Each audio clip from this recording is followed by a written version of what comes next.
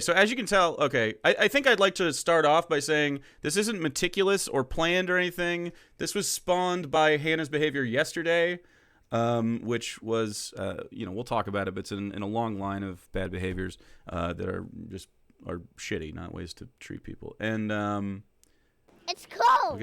I'll get Sarah on here in a window somewhere. Yeah, let me do like this. And then I'll do like a window capture. This is scuffed because this isn't like a document I'm putting together. I took screenshots of my phone. This is the kind of thing that people would make like a twit longer about, but I don't know. This it's is a lot to organize. If it was a Google Doc, if I was trying to hurt her in some way, it would be like a whole thing. But it's just I'm tired of this. I'm just tired of it. Let me see if I can maybe window capture. There we go. And then, sure. Are you fucking serious right now? All right, I'm actually just gonna do. I'm just gonna put us both up here, and just not focus you. And we'll just do it that way. Bro, are you fucking serious? There we go. All right, I'm just gonna do it like this, so not 100% up there. But what were you saying? Rain Dean, thanks for meeting you. All of the relevant conversations and send them to you in reverse order. So sure. We can also do like a screen share thing if you want. I don't care. I think let's just talk about it for a second, and then we'll get into some of the. I mean, I have tons of screenshots. My whole right screen is screenshots right now, and it sucks because I don't like. Like I have here I'll just show you. I have all sorts of screenshots. This is one of 4 Windows things.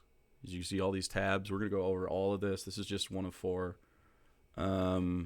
These are just all our correspondence. I'm not really going to, it's not edited. Like I didn't curate this. So some of them are going to be whole. Some of them are going to be pieces. They're just screenshots off my phone. I got able to capture more, but I was trying to look for the correct context. And I also tried to keep out sections where, it's not relevant.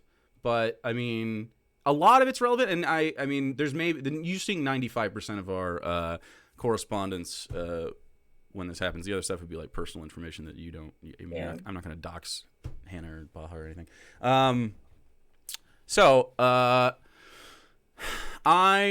I think I want to start out with saying I am really annoyed that I am put in this position, and she should have been the one to be able to talk to you about all of this, and I shouldn't be the one that was the only one talking to you about this. I think it's deeply unfair to myself. It's certainly unfair to Sarah, and then we also have our friends Alex and Randy who helped work with us on Charisma Saves, who are essentially normies. They don't make content like this, and they shouldn't be put through this kind of drama, but they were by this person, Hannah Reloaded on there, which is of course because we used to do Bible Reloaded together, and so that's her content. She no longer does that kind of stuff. Anything else I want to say up front about how annoying this is? I don't know. Well, I want to say, like, it's no shame if you like Hannah's content. Like, obviously, you wouldn't know anything about what's going on behind the scenes personally with us. Like, don't feel bad if you're like, oh, I like Hannah and I like her stuff. Obviously, this is one of those things where, like, when you talk about a content creator and things that they've done wrong and how they've hurt people, online, there could be some tribalism, and I expect some stanas, as it were, to be like, no, he's a bad guy. But I don't think my demeanor here is one of like, I think you can tell I'm not drumming up drama. I would have done this a year ago. This all starts over a year ago. This started years ago, and it's drawn out, and it culminated essentially with her marriage to Baha, who I will be calling Taylor essentially for the conversation because Baha is a nickname I gave her, and I'm revoking it. She's revoked. It's the Blasts have to get a new moniker. I gave that name. It's over. But this has been a situation that for the better part of 2 years, 3 years. I think the last year has been the last year's been the bad radio silence, but for the most part. So this, like, if you're fans of the show, you know that we stopped making content, obviously. I guess just to start with some history for the TBR stuff, why that fell apart. Hannah's pretty unreliable, hard to work with. It was hard to get her to get enthusiastic about any content and stuff. At the time, though, she was going through transition. I didn't want to be hard on her, and she also, has been battling with drinking the whole time, which has been a big problem throughout our production, which does play a part in the rest of this. I don't think she's a bad person for having problems, and I think she's actually right now totally I don't know about totally recovered, but like hasn't been drinking recently, I hope, and hadn't been, at least she told us she hadn't been for a while. You can never really know, though. You'll see how the lies and stuff pile up. But let me see what my very first... oh, yeah. I hope you will have a fantastic day. So, I mean, like, I'm seeing some reactions in chat and stuff where people are like, "Oh, you're stirring drama." I'm stirring drama. What we're about to talk about here is abuse related to abuse and sexual harassment. So, if you are uncomfortable with that, that is a warning. Yeah. So, if you like, if that might trigger you or something, you might want to head out. But it is valid for people to talk about sexual harassment that they've experienced from other people, and that's not drama. So I would ask that chat, like, please listen and respect that. And that's all. I don't think... I feel like if Hannah made this video, which she doesn't get to because she's the person that's wrong here, I think if Hannah made this video, you would have a lot of deference toward her. And I don't think that I am often afforded the same kind of thing from her audience specifically. As for drama stirring, I mean, I've kept this personal and to myself for over a year, since we've not done content together. And there's a reason for that. And it was because I didn't want to have to put her on blast. I was hoping that she would reform her behavior and that she would come around to, essentially not being a shitty person and a shitty friend, and having that exacerbated by a shitty relationship. What do you think, man? Should we start? It's hard to just say we start at the beginning. I don't know. What's the first? I mean, I think the ultimate issue with where things broke apart we can talk about the wedding. I feel like that's not as important. The thing I think that's the most important to cover out of all of this was Hannah's inappropriate behavior towards you over time. Yeah. That, as both of us compared notes between the way she's spoken to us, revealed issues. And obviously that was why the D&D game fell apart, was because I even so let's talk about that. I told her, we're not comfortable with her anymore. Yeah. So the reason that we stopped associating with her, the catalyst event, I guess, is what we should talk about. Yeah.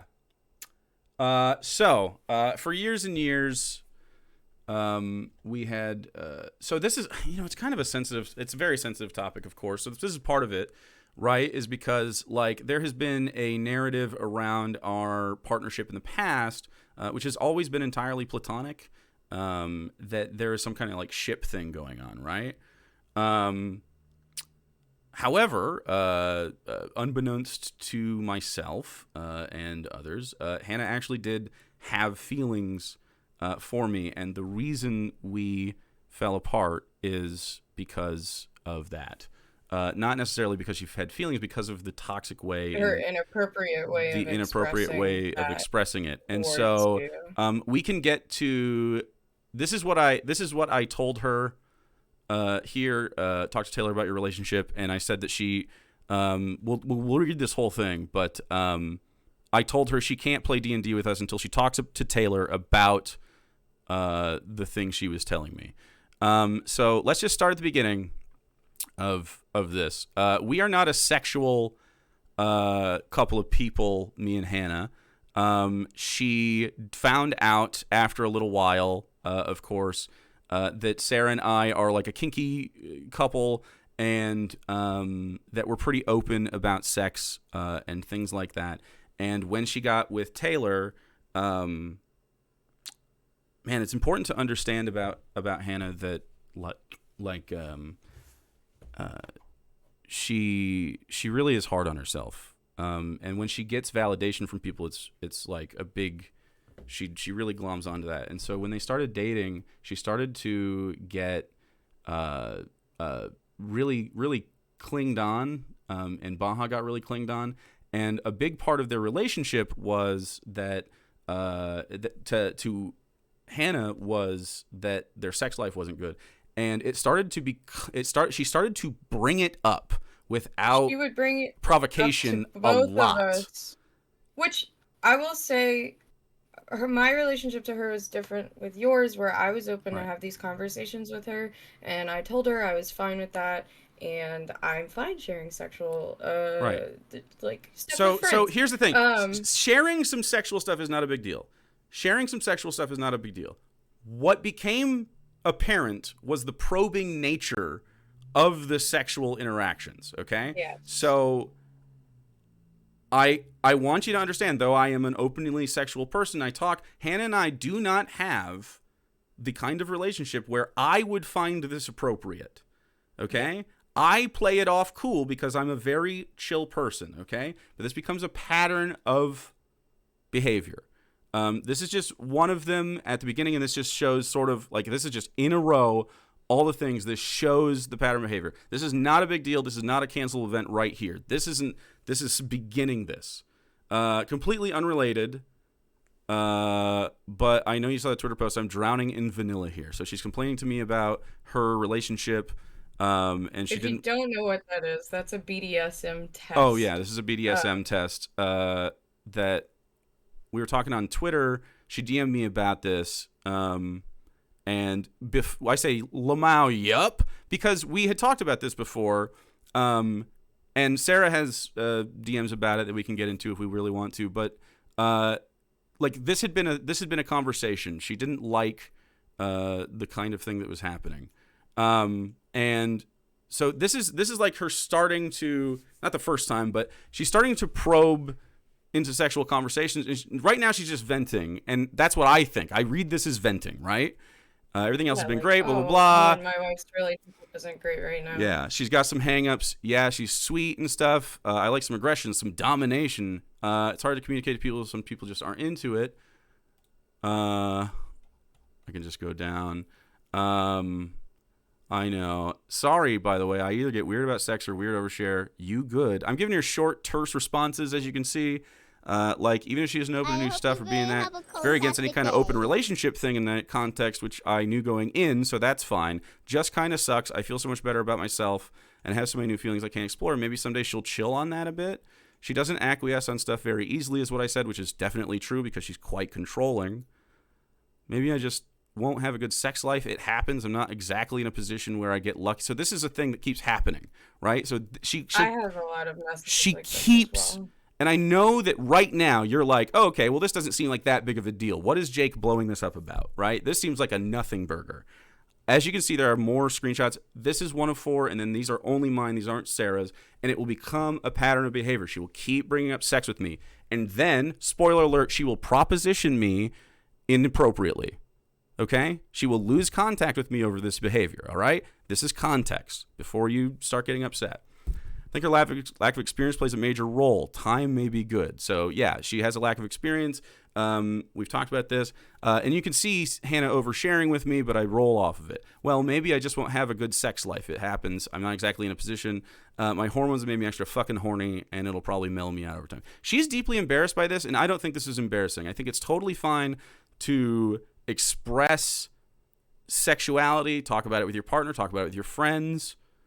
Sorry again, I always do this. I just dump shit on people. I need to get back in therapy. I'm your friend, and it's exhausting to have to deal with this kind of emotional vampire shit. I had at least a few days, so it's nice seeing you guys. I don't respond. So I don't respond here because this is November of last year. I'm not going to show you 3 years of texts. I'm not going to, or 10 years of fucking texts. I'm not going to talk to you about all the little personal things that led up to this before this.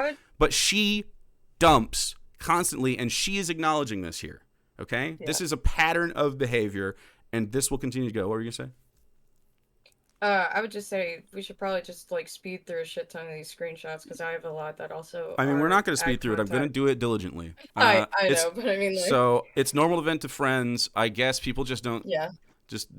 don't to me. So some of these are dupes, so we don't have to go through them. I just don't, and she says she wants me to vent, and then I don't. She's trying to get me to have a similar talk with her, right? And I don't need to vent. I don't need to vent about this. And I say, you've had your own plate full, going through transition. They're about to get married and shit. That's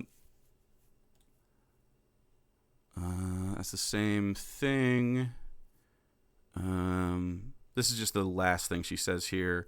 Yeah, I just need to get my feeling under control. They're fucking nuts and dumb, and I hate my brain should take advantage of living on the same street more when we did. It's always fun, and I just stayed home all the time. It's always so fun, I just stayed home. So this has been a problem throughout our relationship as well. She doesn't put an effort into spending any time with anybody, and throughout our relationship, I'm the one that has always been the catalyst for everything. If you've seen a YouTube video of us, it's because I'm on her ass to do this. There was a little bit of time when we first started, maybe a year, 2 or 3, when we first got monetized, that she had some enthusiasm about this. And she did share in the labor throughout the process. But in my perspective, I mean, this is just another thing that adds to it. But I mean, Sarah knows this. I mean, there's no logs of this. But I've, had lots of frustrations working with her over the years, to the point where I literally had a fucking full on, like, I cried to Sarah and vented to her about all this shit. Sarah's seen all the behind frustrations. I mean, the content slowed down as that was happening.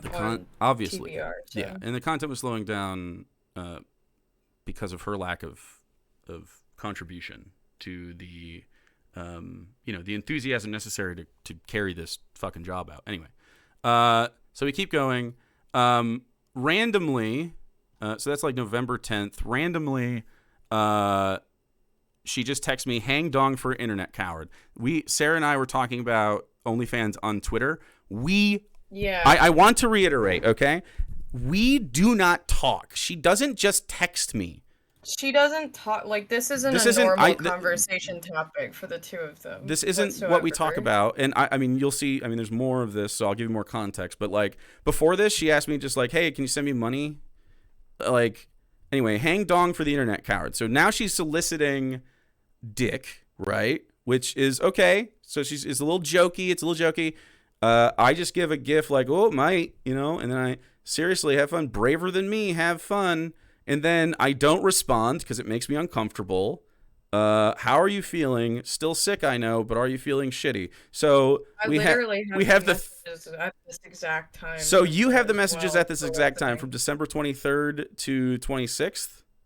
So over the Christmas situation. Oh man, I just know one of them. She said, "Oh, are you guys still sick?" was how it started. Yeah. So I mean, why don't you share screen the ones that you want to share in this? Well, I sent you. I know you sent me, but I have to go down into the Discord that I'm currently looking at on stream to go find them. How about you go through your screenshots and then we'll go through mine, because I think you don't want to go through it. Okay, afterwards. Sure. It's really hard to find the dates because I have just so many fucking screenshots. All right. Well, we sat with our phones next to each other and looked at this, and it was quite. I mean, this particular stretch of time is concerning to me. So I guess remember the December time.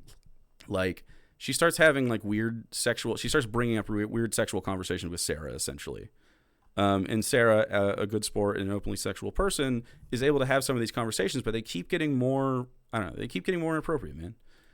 I have some particular comments about you that are what set off the red flags. Yeah.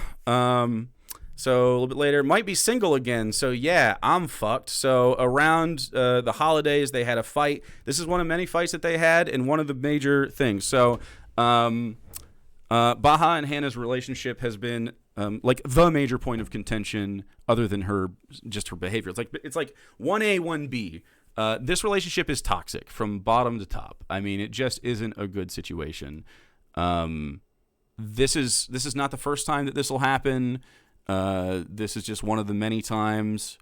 We have, every time this has happened, we have advocated for her to leave. Every single time. I also have just saying that too, yeah.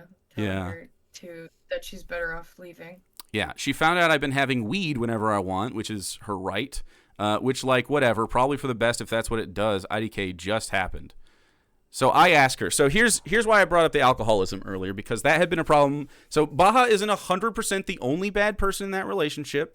Baha is absolutely victim to Hannah's style of abuse and vice versa, okay? That said, I do not like Baha as a person and do not think she deserves that much benefit of the doubt in this situation, especially as we get into the rest of this, and especially with the context of how controlling Baha is and how she has made Hannah or encouraged Hannah to isolate.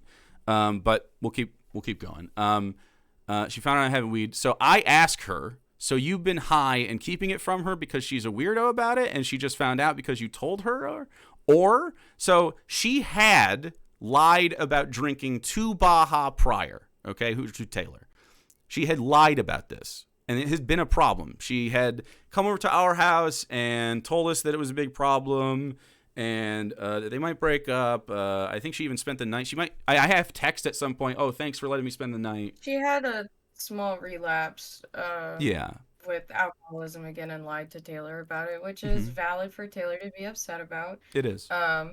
Totally normal thing if you find out that your partner is lying about an addiction or something. Right. And so she used that as a cudgel to justify being really fucking strict about Hannah's use of weed. Using even like edibles or whatever, or smoking. And also of note, Baha has been openly vocal about not liking that myself, Alex, and Sarah partake in weed when we are here and when Hannah used to hang out here, right? She was against the use of that substance.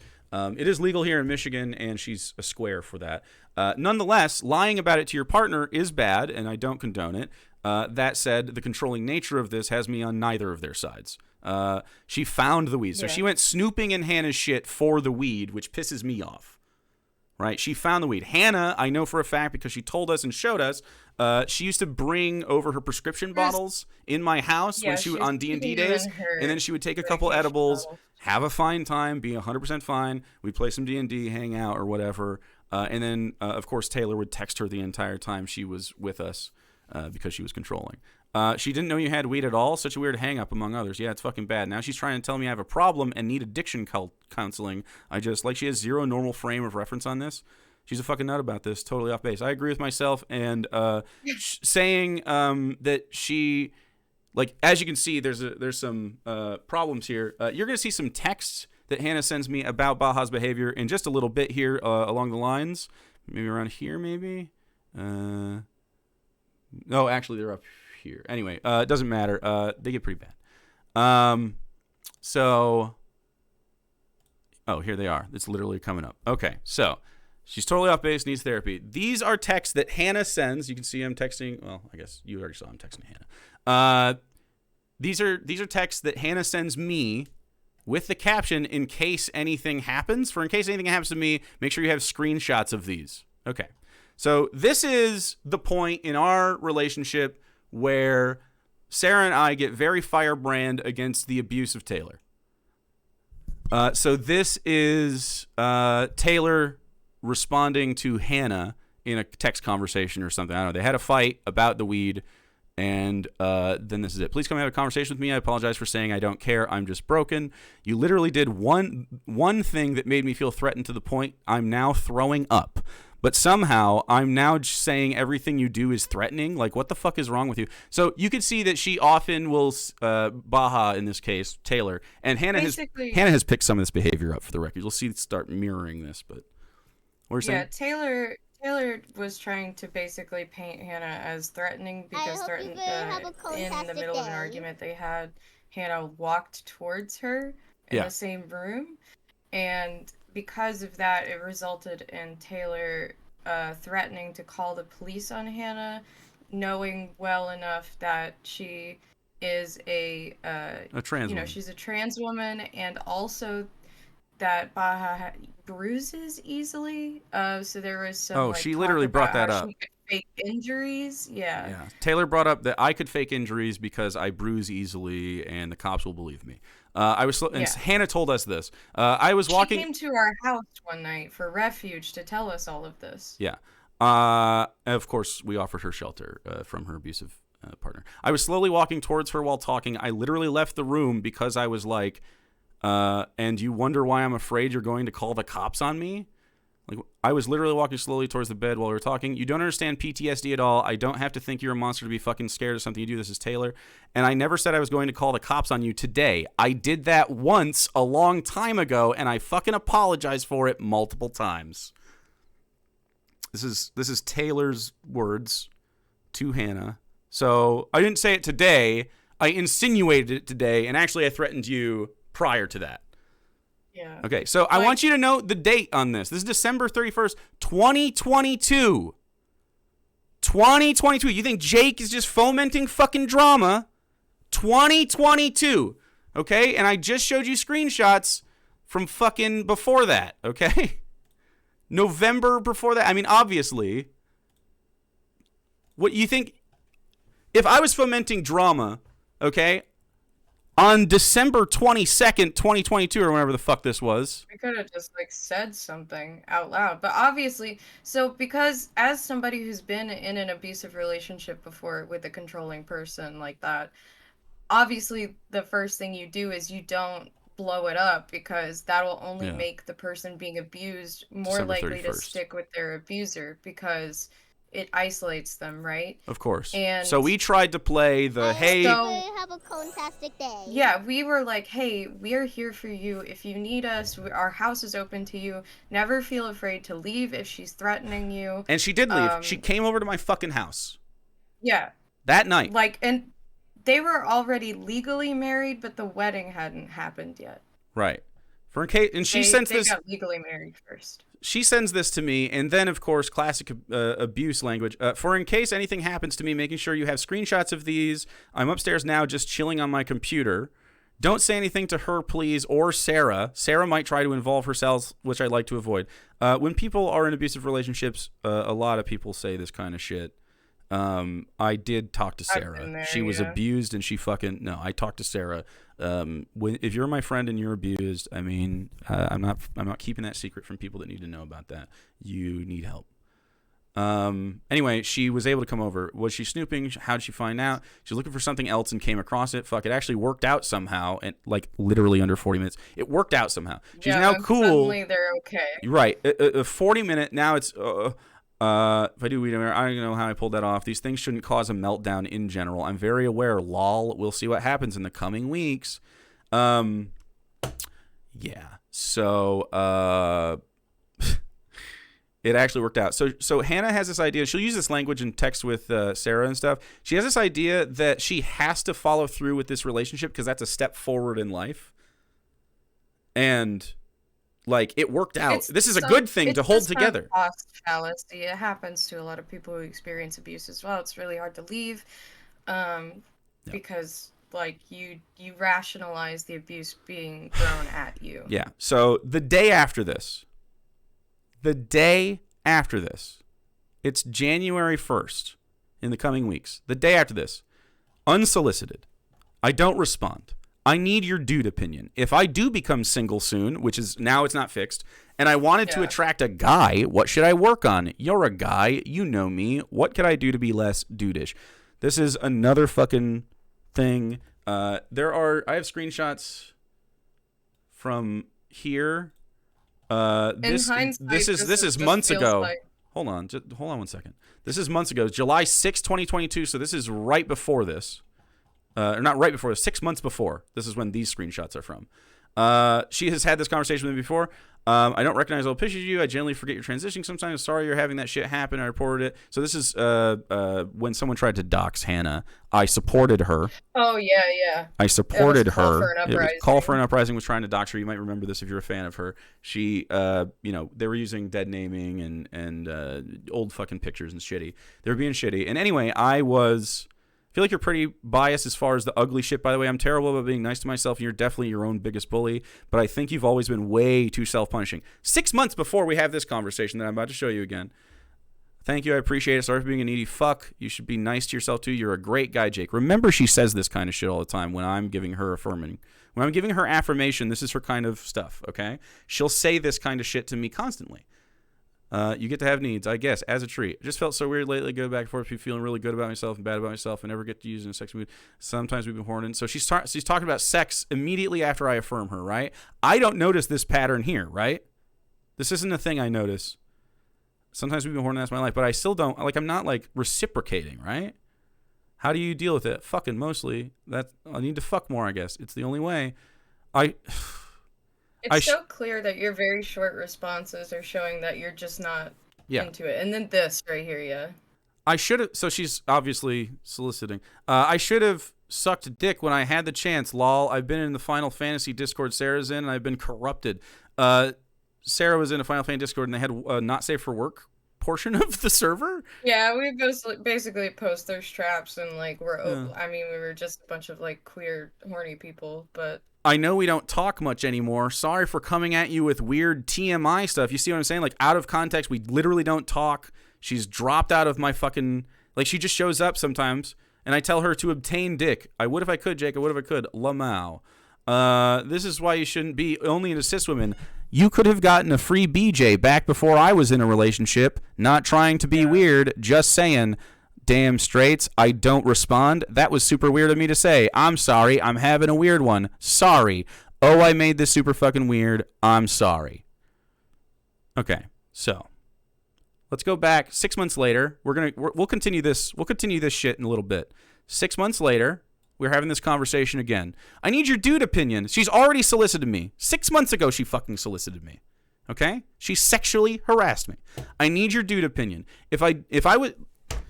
Dude, can you imagine? I need your dude opinion. If I do become single soon and I wanted to attract a guy, what should I work on? You're a guy. What should I do? I don't respond because it's more of her self-loathing bullshit right after she just said, I'm breaking up with my girlfriend 6 months after she sexually harassed me, and this isn't the first time and she'll do it again.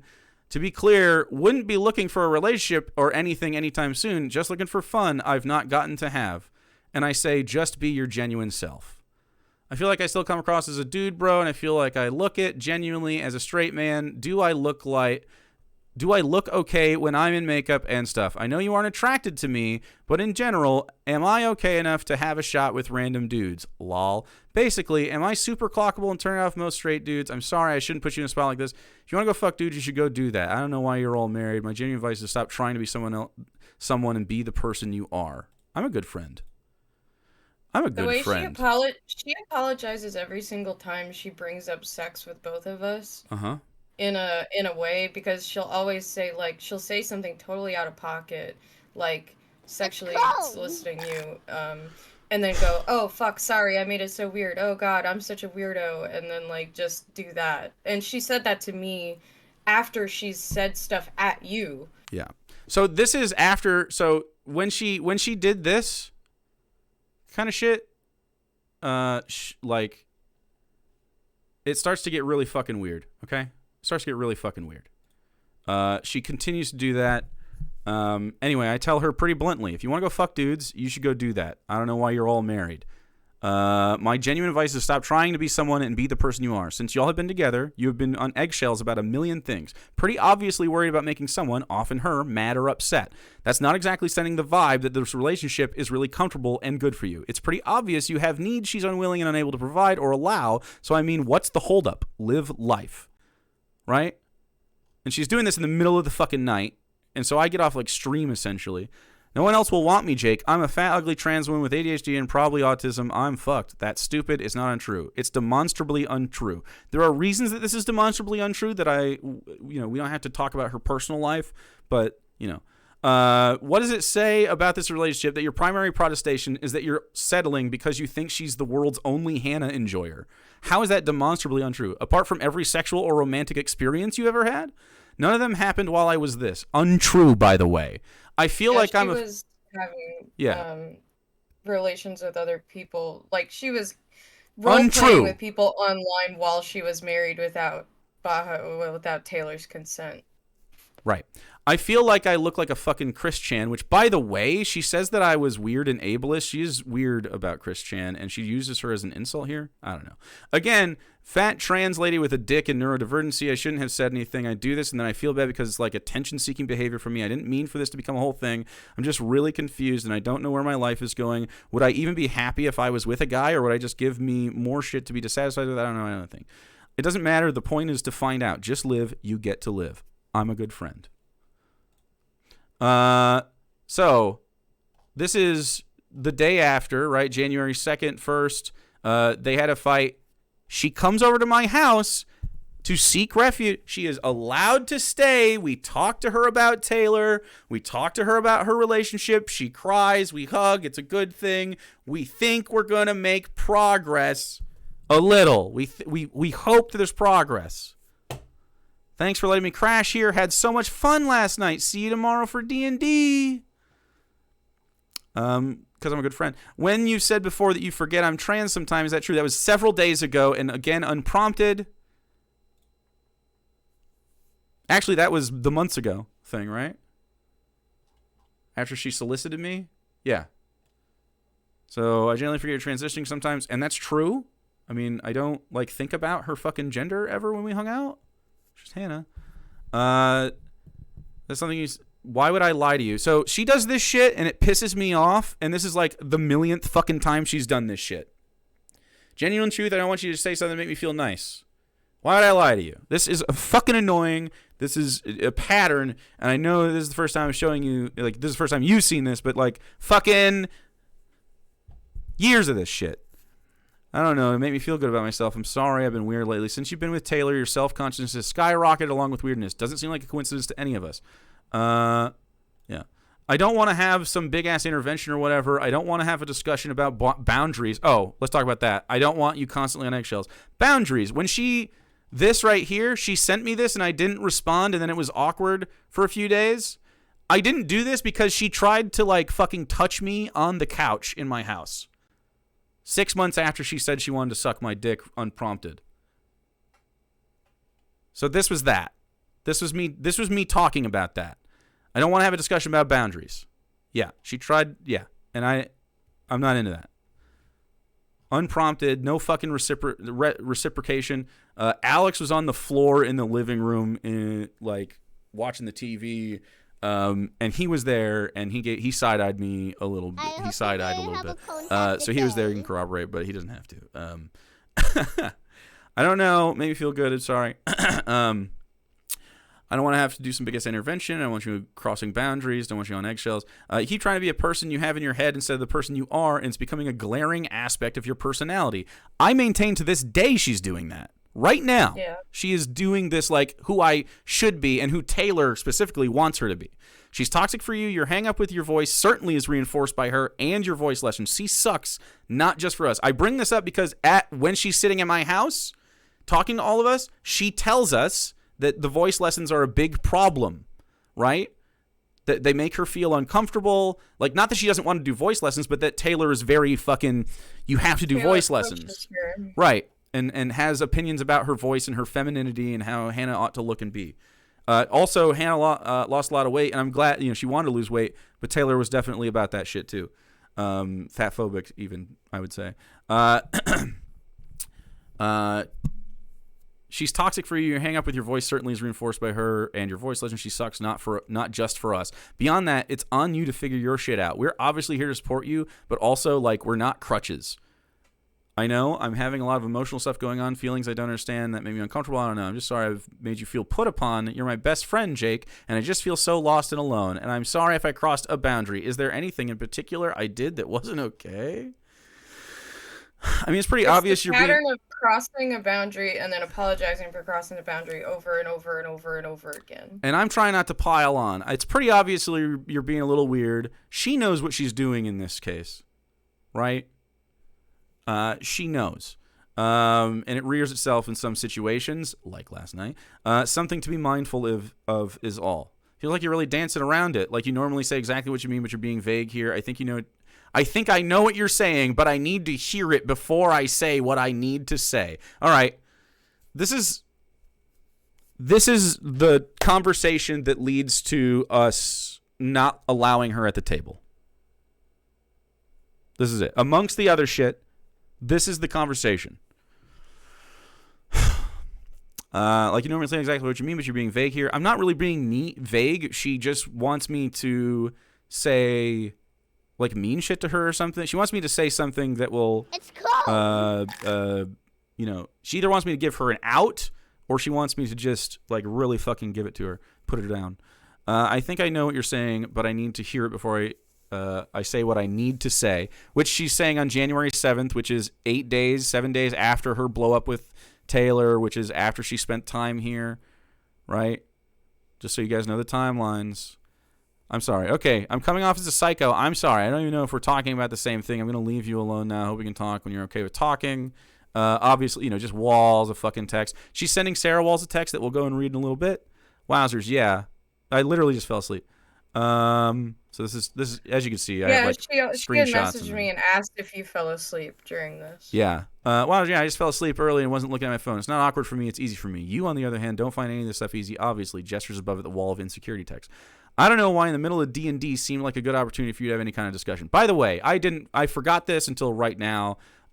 These texts, I am playing Dungeons and Dragons with her at the table. Yeah, It's my game where I'm a player with her in it. That fell apart. That one. That's the game, not our game. I'm a player with her in that and she tries to have this conversation I'm literally we're rolling dice in this conversation on January 7th. We're rolling dice. Okay? At 3, at 4. I don't respond to her. This is the end of the game at 6. And then I don't respond to her. I don't respond. I just go to bed. I did stay up all night. I wasn't actually... I mean, she pissed me off a little bit, but I was just going to let it lie and do it the next day. This is the same. As you can see, it's the same. It's just a longer version of it. I don't know why in the middle of D&D seemed like a good opportunity for you to have any kind of discussion. You have a crush and it's not a bit... Oh, this is the small version. Hold on. Here's the big version of my text. Anyway, just to show you it's still in continuity. I'm not cutting this up. This is just fucking... Okay. You have a crush and it's not a big deal, but don't mistake true platonic support and validation for more than that. In general, it's a pattern of behavior. So I'm telling her right now everything I have a problem with.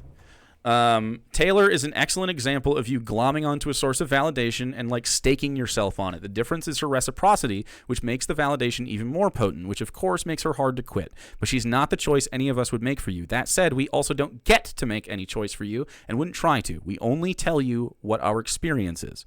I'm a good friend. Everyone needs validation, of course, but you seem to really, really need the external variety to maintain a sense of self-worth, which is the reverse of how it ought to work for healthy, happy living. It's easier said than done to have internal validation and confidence, of course. Nobody expects everyone to have that, but identity comes from the self and the bulk of the validation of identity, too. If you can't accept you, how is anybody else supposed to supplement that for you? It's honestly insulting when you, check if the compliments we've given you or passing comments that we've said are true. Who lies to their friends about that kind of shit? We can only say so many times that we wholly accept and celebrate your identity, and not just that you're a woman, but the person you are apart from being a woman. The person you are apart from being a woman. The ungendered stuff that makes up most of who you are. We're here for your support, not for load bearing. We literally can't take that on for you, but you constantly offload your personal hangups to those around you, and that weight can become heavy. You also bring positive energy with you, of course. There's lots of personality there. It's why we like you. It's why most people do. So I don't know. So IDK, I don't have a whole lot of prescriptions here. Hard to say value yourself with any sort of oomph to it, but it seems to me to be the core of the issue. Your relationship with Taylor is only one aspect of this. She seems certainly to exacerbate your insecurities, specifically in regards to your womanhood and particularly your voice and body, which I deeply, bountifully resent about her. I'm so glad I get to read this publicly. But you never met her. But if you never met her, these problems would be the same, and it would be the next person to reciprocate because you think you're bereft of options or something. It's super frustrating to watch, and it's essentially been a hallmark of my entire experience with you. Life is a river, and you seem to really feel the need to swim upstream despite the difficulty. I think this is good fucking advice. Yeah. This is her, as you can see, this is just the continuity of that. Here's this, and then I have a longer version. Okay, so this is, I'm going to say, talk to Taylor about your relationship here. This is what I said earlier. This is the text that makes her get kicked out of the D&D group. I'm sorry, Jake. I'm so sorry that I put you so much on you, and especially that I've clearly made you uncomfortable. That's the last thing in the world I want. So I've told her I don't like her sexual advances. I'm not into that. I know all the Taylor stuff is fucked, and I'm working on how to deal with that the most amicable way possible, but I need you to understand the full picture, at least so you know. I'm trying to be more honest with myself and others. I know what I'm about to say has never and will never be reciprocated, and that's okay. I've made peace with that. I don't have a crush on you. I say it that way to Sarah because it felt less psycho than the truth. I love you, Jake, and I've been in love with you the vast majority of the time we've known each other, like over a decade. Think about our whole friendship with that knowledge. Remember the weird-ass, there can only be one shit when you met Sarah? When you left Michigan and moved to Idaho, it broke my heart. That's one of the reasons I started drinking so much. So she's blaming her fucking alcoholism on me, which is not my fucking fault. The vibes people got on TBR when they started shipping us, probably my fault. Again, I don't know. I know you don't and can't feel the same. I just need you to know you're my favorite person in the world. Unless I don't reciprocate, I cry almost every Thursday, the day we play D&D, going back home. I just don't feel stuck because of Taylor. I feel stuck because even if I leave her, I'm trapped. I'm alone, and the only person I've ever actually loved romantically is a fucking insult, will never feel the same. Again, that's fine. I'm not owed. It just sucks. Trying to guilt me about this prospect. I'm afraid that if I'd been born cis, it would have been much easier. You would have seen me, like really seen me early on instead of who I was pretending to be, and maybe things would be different. Fucking no. That's so stupid. To imply that I would only find romantic attraction in a cis woman, like it's some sort of trans thing, fuck you, dude. That pissed me off. That made me very angry. That's not the cards I was dealt, though. I don't know. Sorry about about a decade's worth of feelings I've been holding back, and I just feel lost. I hope this doesn't make shit way too weird. I just can't not have you know anymore. You're a wonderful man, Jake, and I'm so happy for you and Sarah. I know how much you love each other, and it's beautiful to see. I'm just glad that no matter what happens with me, that you and her are happy. I don't believe she feels that way still. You don't have to reply or let me know anything easy, or let me down easy. I know, Jake, I know, and I'm sorry. So here's my big long reply to that. Therapy. Yeah, this is bullshit. Talk to Taylor about your relationship. It's getting hard to reply to you without just feeding into your spiral here. It may come across as a trivialization of your emotions, but what you're identifying as deep love is just not possible for us to have forged together. You frame me as a primary pillar of your mental health and well-being. You have this notion in your head that if things were just a little different, I could save you or something. It's just not reality. I'm truly sorry that you identify me in your strongest bond, but that isn't a testament to its depth, but rather to the lack of quality relationships outside of your few people. It's a relative bar, and I exceed it, but it isn't the measure of a true unrequited love. It's just that I validate you, and you need that. Have a fantastic day. And I'm comfortable, and nobody else in your life seems to be. You aren't missing some gooey core of me. There isn't this version of me you haven't met. You and I simply don't have that kind of relationship, one-sided or otherwise.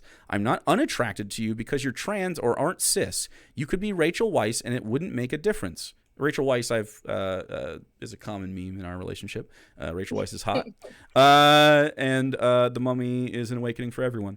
And it wouldn't make a difference. Our relationship would be exactly the same because we're buds. We're not lovers. And I don't mean that in some shitty way. I simply mean the nature of our relationship has never caused a spark. We don't have that thing you think we have. What we're missing isn't sexual attraction. We're missing a literal relationship well before that. Okay. I hope you have a fantastic day. Sick reply. Nice. Quebeca, thank you. And thank you for all the people who are subscribing during this period of time. It keeps going. We have more conversation. You could say something right now if you want while I'm finding that. No. I was just saying, like, where was that? Yeah, I have more, like, you have more context for this on your side. Yeah. I'm not done with this conversation yet, though, so I mean, like. Yeah. So keep going. Well, you can. Do you want to say something real quick though? I mean, I want to. No. I was just saying, like, just so much. Again, like, what she's messaged me adds additional context because I have her commentary towards me during this and how she's fished for information about you from me. Yeah. Over time. Yeah. And I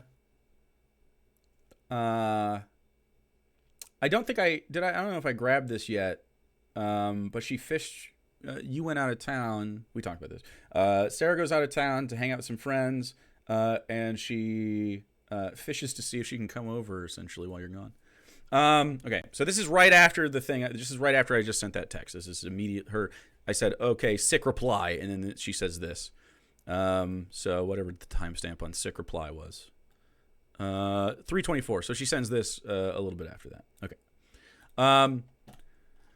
Jake, I'm devastated, and I know it isn't fair or reasonable, but it is what it is. I'm trying to cope. Unironically, I'm fucking crying. It's my own fault. I'm sorry I've been a bad friend. I'm sorry I'm like this. I don't know what to say. I've put enough on you for a lifetime, and I'm sorry. You don't deserve this dumb bullshit. I still don't, for the record, but that won't change her. I'm doing this because yesterday she continued to do this. This was a year ago. Yesterday, she continued her fucking behavior, and today I'm talking about it. What is wrong with salami? All of this pisses me off still. All of this makes me mad because she has never owned up to this shit. This is just pity party shit. She has never sat in front of me and talked to me about this issue. Ever once. It's cold.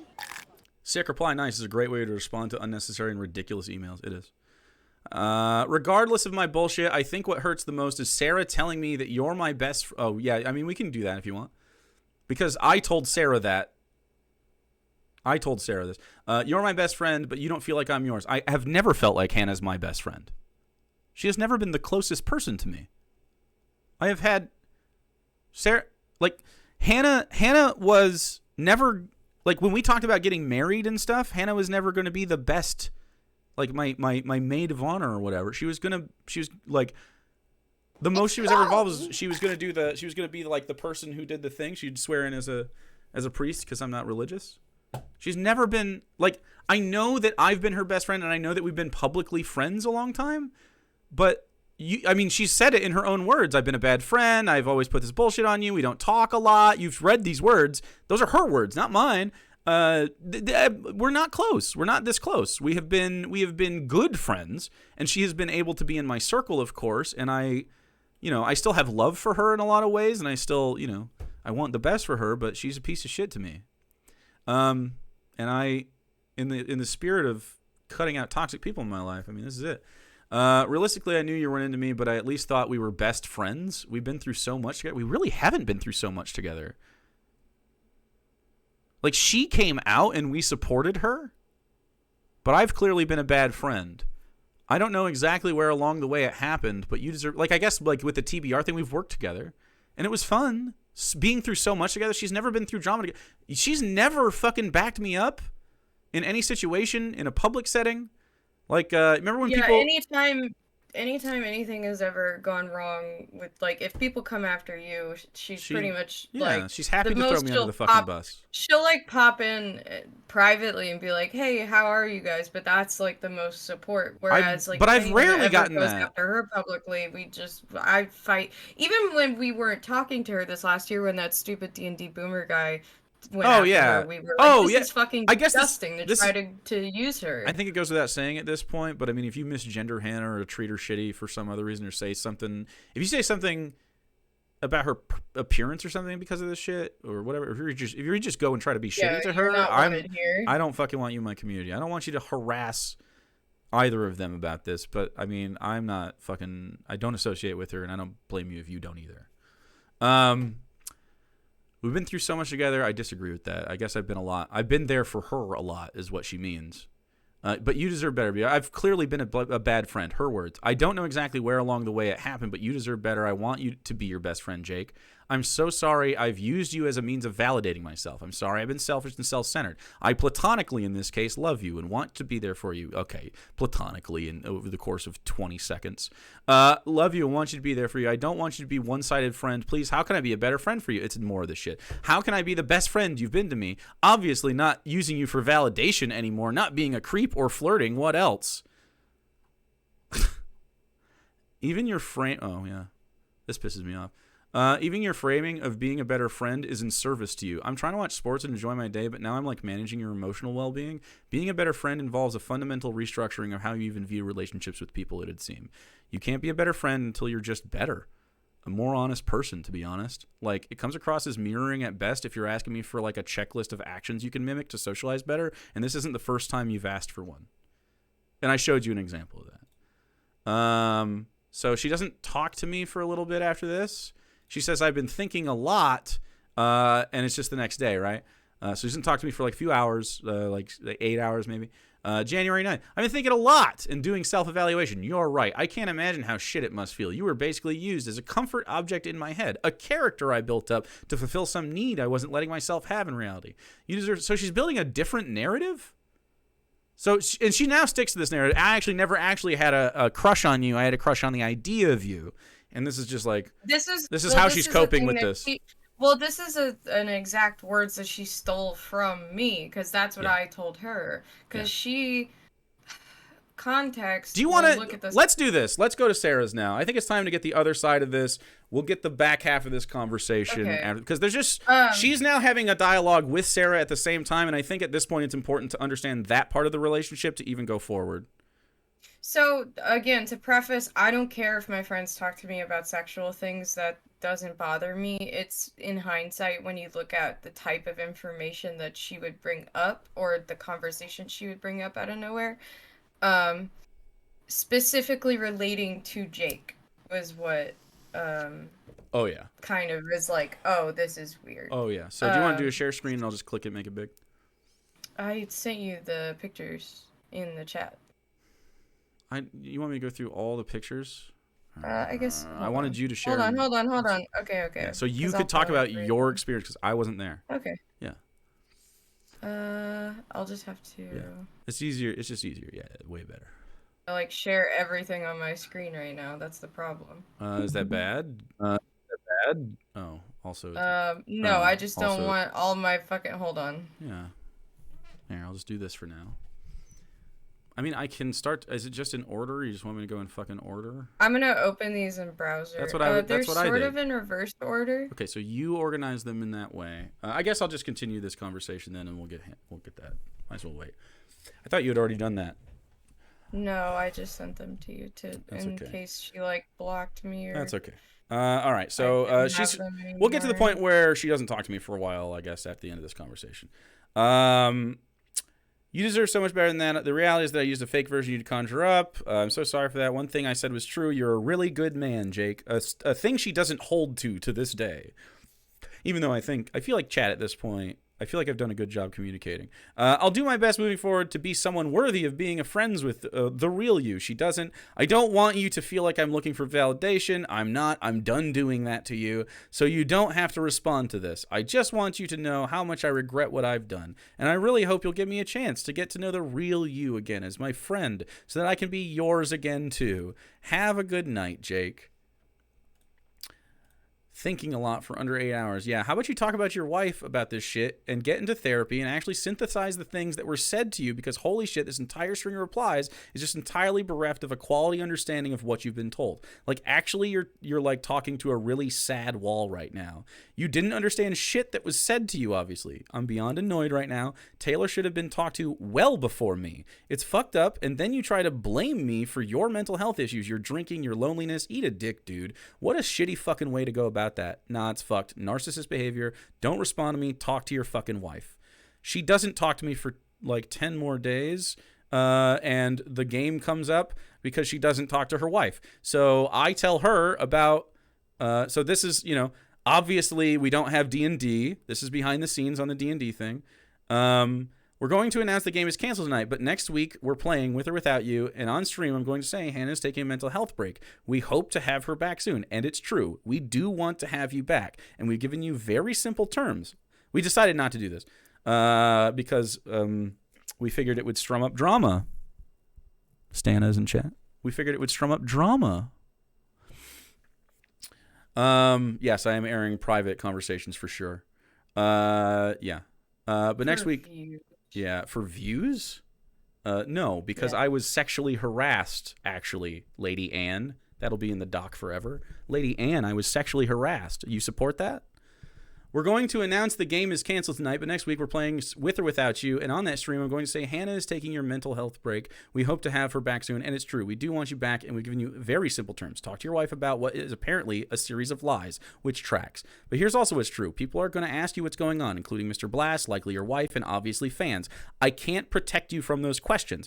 I truly hope you don't choose to lie when asked. If they ask me, I won't talk about your private life, obviously, but I'm not going to lie either. And now I have to because it's my private life that has become my public life. Because she fucking harassed me to the point where we can't fucking have a relationship. And now I have to answer questions that she is unwilling to answer to anyone that deserves it. I told Sarah, as I'm sure you know, that Taylor already knows stuff I'm going through. She knows I have been having delusions and breaks from reality, which is just not what we fucking described. Delusions and breaks from reality. We're dealing with it. I'll be there next week if you'll have me. If not, I get it. Taylor knows what you said to us and told me. You have shared with her the details of all this. No. She's aware there are delusions she doesn't know about, though, and she says she's fine with that as long as I'm doing therapy and figuring out what's going on. Yeah, that's just following your pattern of dishonesty. If they're delusional, then they don't matter. They should be easy to talk about. You should be able to talk to your wife. You told us your entire wedding was pointless.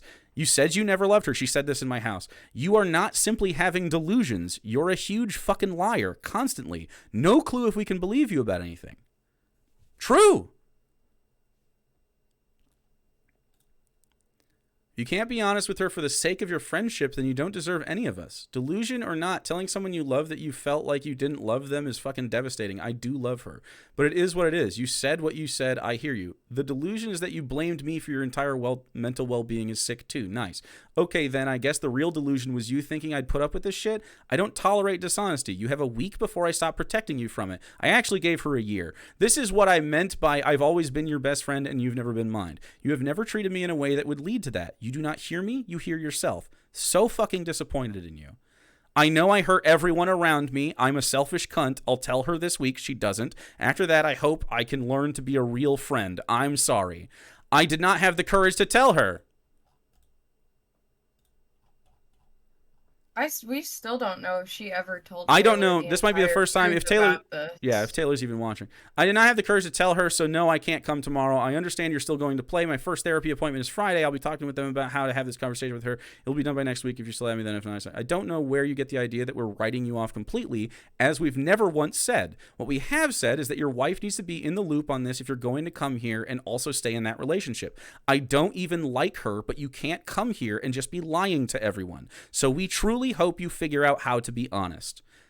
Talking to her tonight, so I'll be good to go tomorrow if you guys are. I don't know that this is true. She put it off and put it off and put it off. I don't know.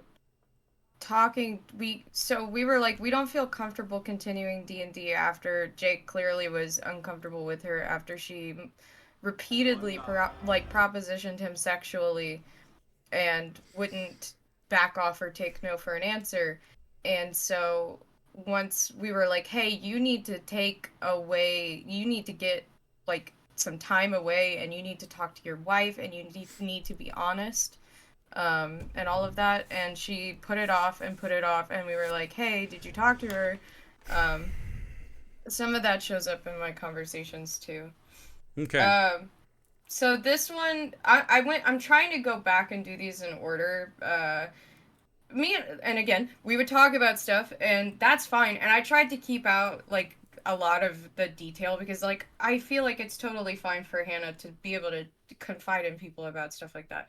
I specifically clipped out stuff relating to Jake whenever we would have conversations about, like, sexual things. So, in the middle of a conversation we were having, she said, this is gross, I don't know if I want to share it, and I was like, how gross? She said, it's about Jake, so I don't want to say. And I was like, okay, but he smells so good. This was in reference to, we were talking about body smells before this. And so she says, yeah, when I first started hormones, I had that crush on him when we were still filming in person, and he gets kind of sweaty sitting next to me when we would record. Can I point out the date? It's January 1st, so it's when she had that big fucking, like, the beginning of the conversation that we just showed. So she was like, I used to think it was gross, but then I got hormones, never tell him this, I would die. And before this, I was kind of aware. She had told me that she had, in past tense, had a crush on Jake. And so I said, oh, that's kind of funny. I'm not really jealous about that. I mean, it makes sense. I understand he's an attractive man if you had a crush on him in the past. Whatever. So she said, I'm gonna be real, it's too bad Jake is so fucking straight. I would have gone there when I was single. I'm the worst friend ever, LMAO. I don't know why I'm telling you so much TMI shit. Sorry, I've been in a weird mood lately. Yeah, so this is right before she propositions me. She's essentially floating, like, how mad would Sarah be? Oh yeah, this one's not really that big of a deal, but when I was like, oh, he proposed to me, she was like, oh, did you say yes? I just had to check. I thought that was funny. She said to float out. Hey, actually, you're getting married for real though. Okay. Yeah. Okay. So there's this one. This was on the 24th of January. Yeah. I'm the dumbest fucking idiot on the planet. I let it slip to Jake that I find him attractive. Why am I like this? I'm the worst. And I was like, how did he react? Because Jake hadn't told me about any of this yet. Like, we hadn't talked to each other. So she shows. Dude, I haven't seen these logs. This is the first time I'm actually looking at them. I've only heard Sarah talk to me about them. I definitely made him super uncomfortable. How do you fucking write that, acknowledge it, and then do it again multiple times to me? She said, oh, I made this super fucking weird. Like, this is obviously a screenshot she sent me of their thing, and that's the obtained dick conversation. So she showed me her side of it, so you know that that's real too. I definitely made him super uncomfortable, both an LOL and an LMAO. So she realizes that you saying LOL and LMAO is like, I'm uncomfortable and I'm trying to shut this conversation down. Yep. But she's aware and she does it anyway. And I wasn't sure. I said, I don't think that's super uncomfortable. I wasn't super uncomfortable though. I was uncomfortable enough to brush it off. I wasn't like, if I was super uncomfortable, I would have come to you and been like, yeah, that's why I was like, when she said the dick thing is when I came to you. So she said, I'm oversharing with everyone so much recently, and I don't know why. Like, why would I say that to him? It was the least subtle thing ever. And I was like, how did you get on this topic? She just brought it up. So she sent me she sent me the same conversation we literally just looked at earlier. Yeah. I'm trying to make sure I look at these in order. That's 223. There were a lot of messages I got from her where she complained about not being fulfilled in her relationship sexually with Taylor. A lot of sexual stuff coming up all the time. She would bring it up. She would bring it up a lot. And again, I am here for friends to vent, but the frequency at which she was always like, my partner is not sexually fulfilling me. How can I get her to be a dommy mommy? Was a lot. I felt like she was taking advantage of your availability to talk about the topic. Yeah. So she was like, I'm desperate. And I said, okay, so you should communicate your needs to your partner. If it's too much to ask, maybe pursuing a sexually open dynamic would be healthy for y'all. Because I was saying that, like, if if she's not comfortable doing sex with you, maybe if you wanted an open relationship. And so she says it wouldn't matter either way. Even if I were open, I'm ugly, so I'd be fucked either way. So I said, no, you're not, and clearly you had someone who was into you. Which was, she was role-playing with some guy online during this without Taylor's knowledge. So she then ended up saying, okay, I stopped role-playing with that guy because it wasn't fair to do that to Taylor without knowing, which I was like, okay, well, that's good. I don't know why I'm telling you, you were the only person who knew in the first place. Yeah, so she was cheating on her wife and confided in me. And I was like, that's fair, but maybe you can work with Taylor more to incorporate stuff that you like. So she was just like, okay, well, and, we'll keep working on it. And then suddenly, did Jake find a friends with benefits? Just curious, based on your tweet about jealousy. Can I look at the timestamps on this? 3:12 a.m., no response. 1:02 p.m. the next day, the afternoon. Yeah, the next day. Unprompted. Because I didn't respond it was like 3 a.m. So then she asks if you have a friends with benefits. And so I was like, oh no, somebody, I don't even know what this was about. The framing of did Jake finally find a friend with, I'm not looking for a friends with benefits. If I have a friends with benefits, it's because they just are one. I'm not like seeking one out. So then she says, oh shit, I just realized I also said stuff like that to you about Jake. I'm sorry if that was super weird or shitty of me. I'm sorry. And I was like, I don't know why you're apologizing. Because a rando saying his wife wants to fuck Jake made you feel jealous. Meanwhile, I was straight up telling you the same thing some time ago. Like, I know I'm me, so there's no chance it would happen, but still, I didn't want to make you feel shitty for saying, Jake is attractive. It didn't make me feel shitty. Like, even the rando saying it didn't make me feel shitty. I thought it was hilarious. Okay, never mind. I'm being overly apologetic and insecure. Whoops. Right. So now, here's the thing, though. That's at the time. In retrospect, I actually do. I have more problems with these conversations than I did at the time because they built up, right? Like this fishing makes me mad now after the advances come later in this conversation, right? Okay, this one was also weird. This was after your subathon. Oh, yeah. She randomly, unpromptedly sent me this message. This is how it starts. She said, so after like 3 days of Jake not coming, did he flood your house or what? What? Like, out of nowhere, she sent this to me after the subathon ended. And so I joked. I said, I'm going to expose you. And I was like, no, but the sex was, good. I think it's fine. Yeah, there you go. And then she said, there's nothing to expose. That's good, though. I'm glad he had a successful stream-a-thon. And then hope you guys enjoy much needed time off together. It was like, wow, super fucking out of left field. So then there was one where she was like, oh, we should hang out, you know, normal stuff. We're having a normal conversation. Can I say that on 7/8/2022, this is like, is this the next conversation you fucking have, essentially? So this is months later. Some of these are out of order, I think. Oh, but well, we had so around this time we had conversations about her not putting effort in, and those are reflected in the conversations that I had on my side. So anyway, so she did this thing. I bet if you look, this is just conjecture, but I'm pretty sure if you look at this, I bet she said around the same 24-hour period, she probably texted me a random like, "Oh man, we should hang out," and she probably texted Alex, "Oh, I hope you're doing okay." Like she does, she does that, which is fun. All up at one time. She gets everybody at one time and says essentially nothing, and that's now personally, I think. Pause? Are you able to? No, I mean the ads are. Free. I mean, you don't. I don't. It's Twitch. The VOD will be. Yep. Yeah. But it's. I don't know. That fucked me up. I don't know what I was saying. Her intent here. Yeah. I mean, I have ADHD. I have a hard time making sure that I maintain every fucking relationship perfectly. In fact, I just texted my mom earlier today because we're gonna visit her because we should do that. But I hope you have a fantastic day. I mean, this is not.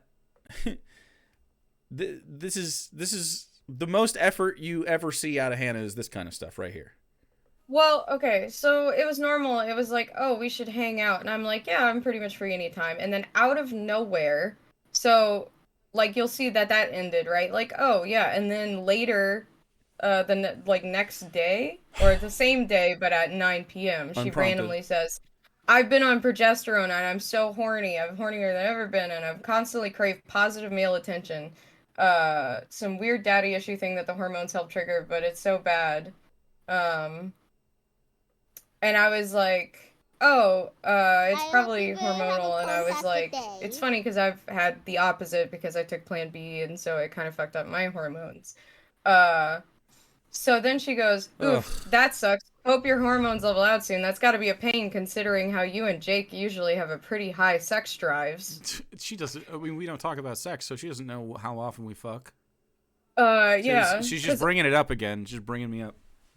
And so I was like, oh yeah, I've been so tired. Like, donate some of your drive to me. I wish I could, or if Jake were cooler with dicks and I was single, LMAO. Hope you get back to your bimbo ways soon. Also, I need to stop saying creepy shit about me thinking Jake is cute. I know, bad habit, sorry. Yeah. Once again. That would be nice. Okay, now the rest of this is... Oh, here's, So she took some of my tweets where I was like, oh, I just sucked dick and fucking got high and now I'm making a little Tumblr. Oh, yeah. So so it's another thing where you do a sexual tweet and she DMs you about the topic. Which she doesn't interact on Twitter in response. Which is uncomfortable. Yeah. She's like so jealous of your life sometimes, which in context of how much she's bringing up wanting to suck Jake's dick, to have this, yeah, it's kind of weird. So I was like, you could always do what you want, because I was again, trying to reinforce that if you are not happy in your relationship, you should leave.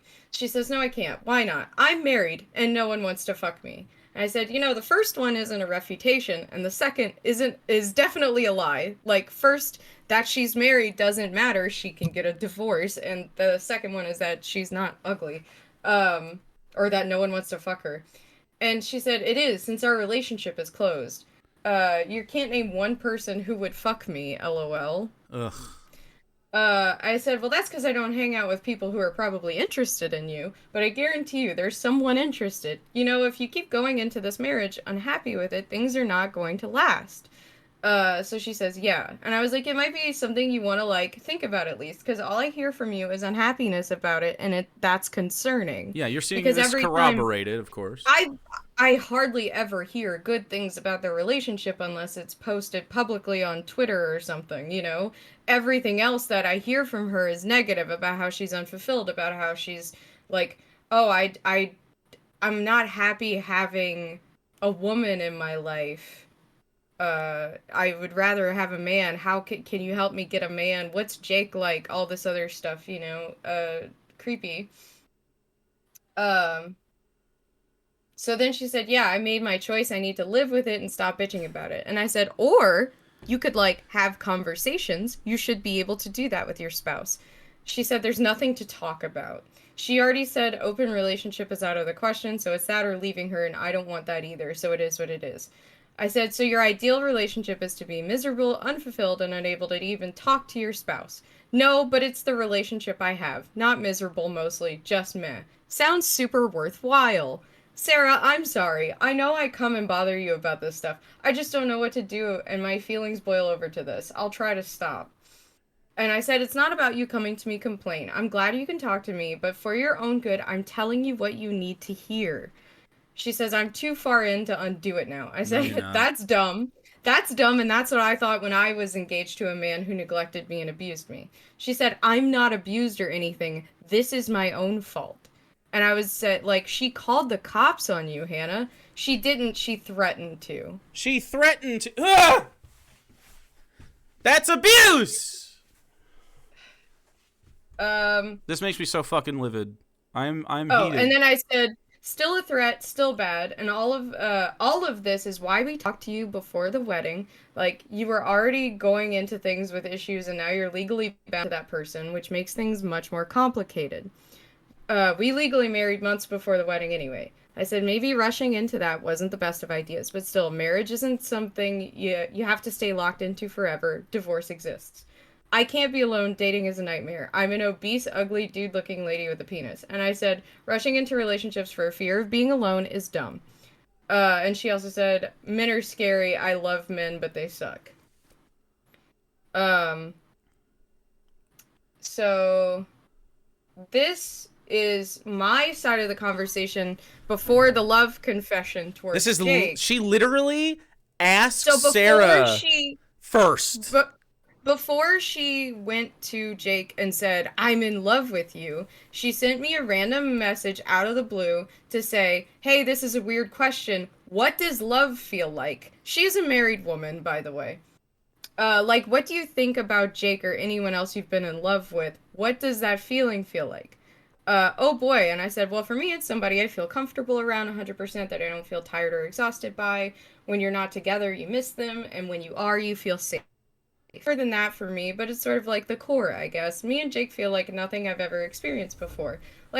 It's sexual attraction, sure, but he's someone I see as a life partner in all things, complete and absolute trust and safety. Because, yeah. So she says, thank you. So I was I thought maybe I was helping her figure something out. Talk to Taylor. I thought she was asking I thought she was talking to Taylor, too. I thought she asked me about this because she wanted to talk to her wife about her feelings or whatever, and so I was like, I'll give her my honest answer to that.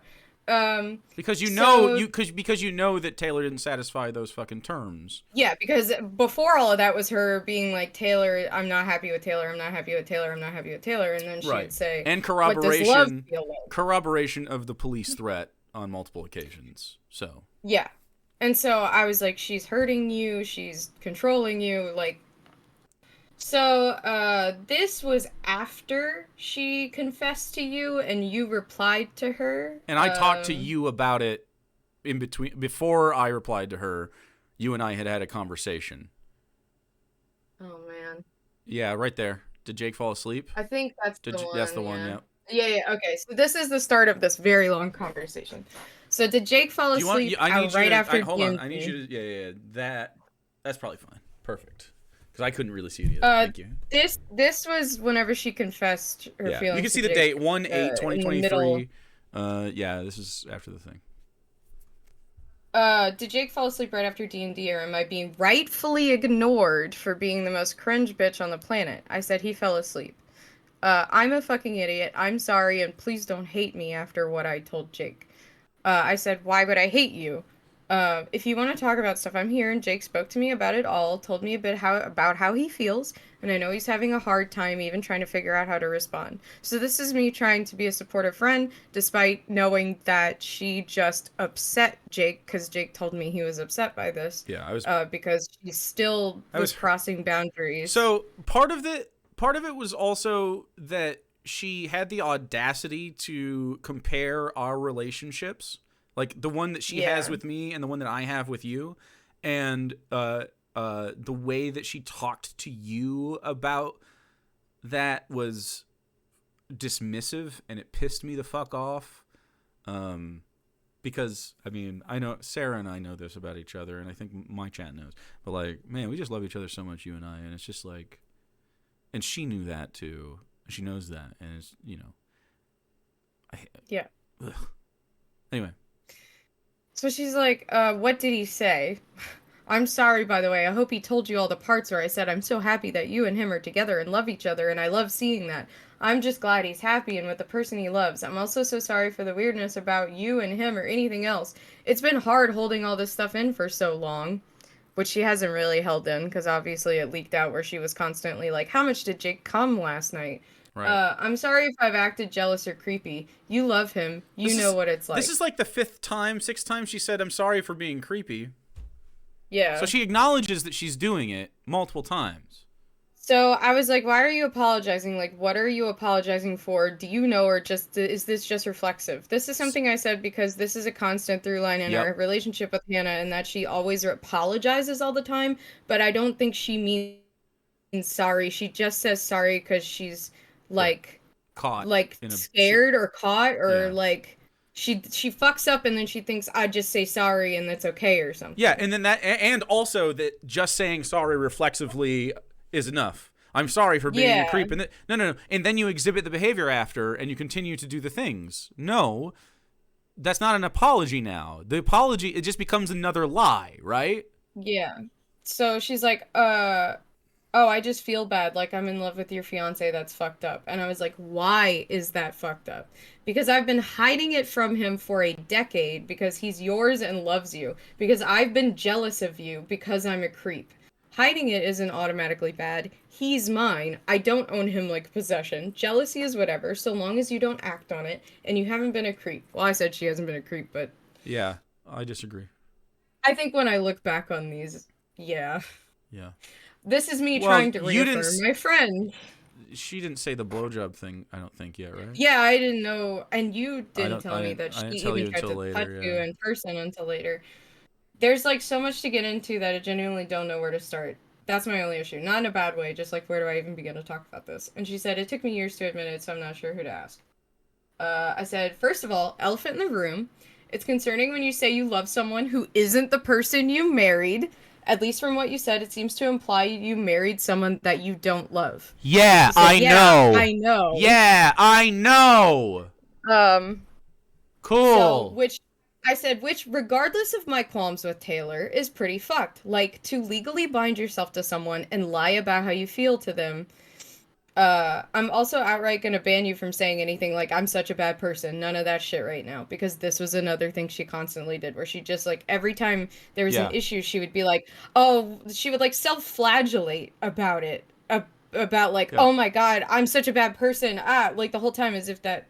It's not productive. This is the cycle and I just wanted to get to... This is the cycle of shit for years with her. Years of this. This is just the culminating event. So she said, okay, no insecurity shit. I said, what this is doing is stopping you from listening and thinking. It's a shutdown and a defense mechanism. If you call yourself bad, that means you're not going for accountability or growth or anything. It's an easy out. It is good that you are being honest. That is a step in the right direction. I did it because I was trying to move forward in my life. I felt like I was supposed to do it and make her happy. So that's her referring to getting married. I have a really hard time saying no to people, especially people who are nice to me. It just kept getting deeper. I tried to break it off a few times before we got married, but she didn't let me. She begged me not to leave her. When people cry in front of me, I have a really hard time not wanting to make them stop by doing whatever they want. Which, like, I get. I've been there, and I've already told her multiple times, like, shared with her. Before D&D a few times at our house, she even confided in this in me about how she was worried about Taylor's controlling behavior. And so I confided in her, like, I've been there. I understand what it's like. I know that it feels impossible to leave. But you have to, like, for your own health and safety, if this continues like this. If you can't talk about it and you can't resolve these issues, you're gonna have to, like, pull the plug. And so I also said that too. So she said, just your relationship with her has so many layers of fucked up going on. Not only does she manipulate and use you, but she controls you. And also there was some context too where Taylor was not allowing her to hang out with people even online. Yeah. And that was another abuse tactic that I was like, what the fuck? Like, yeah. I was trying and Taylor would also do this thing that every time Hannah came out this way, whether for D&D or the very rare Bro Day, which is famous here on this channel, we have Bro Day every week. Taylor would throw a fit and like make it a big deal and be like, I miss you so much, and be talking to her constantly the whole time. And so anytime she even left, she wasn't having any privacy or any time away, right? It was always She even told me, she said that she didn't have any other friends outside of us, and Taylor didn't, like, she's like, I'm stuck in my house with Taylor, and like she only wants to hang out with me all the time, and I don't have any time to myself, and I don't get any of that, any privacy. Yesterday, and I actually don't have the screenshot. I didn't prepare this. I just have it on my phone. She told me she doesn't even have a car anymore, so she's actually stuck in the house. I just found out she doesn't have a car yesterday. She had a car when we stopped talking.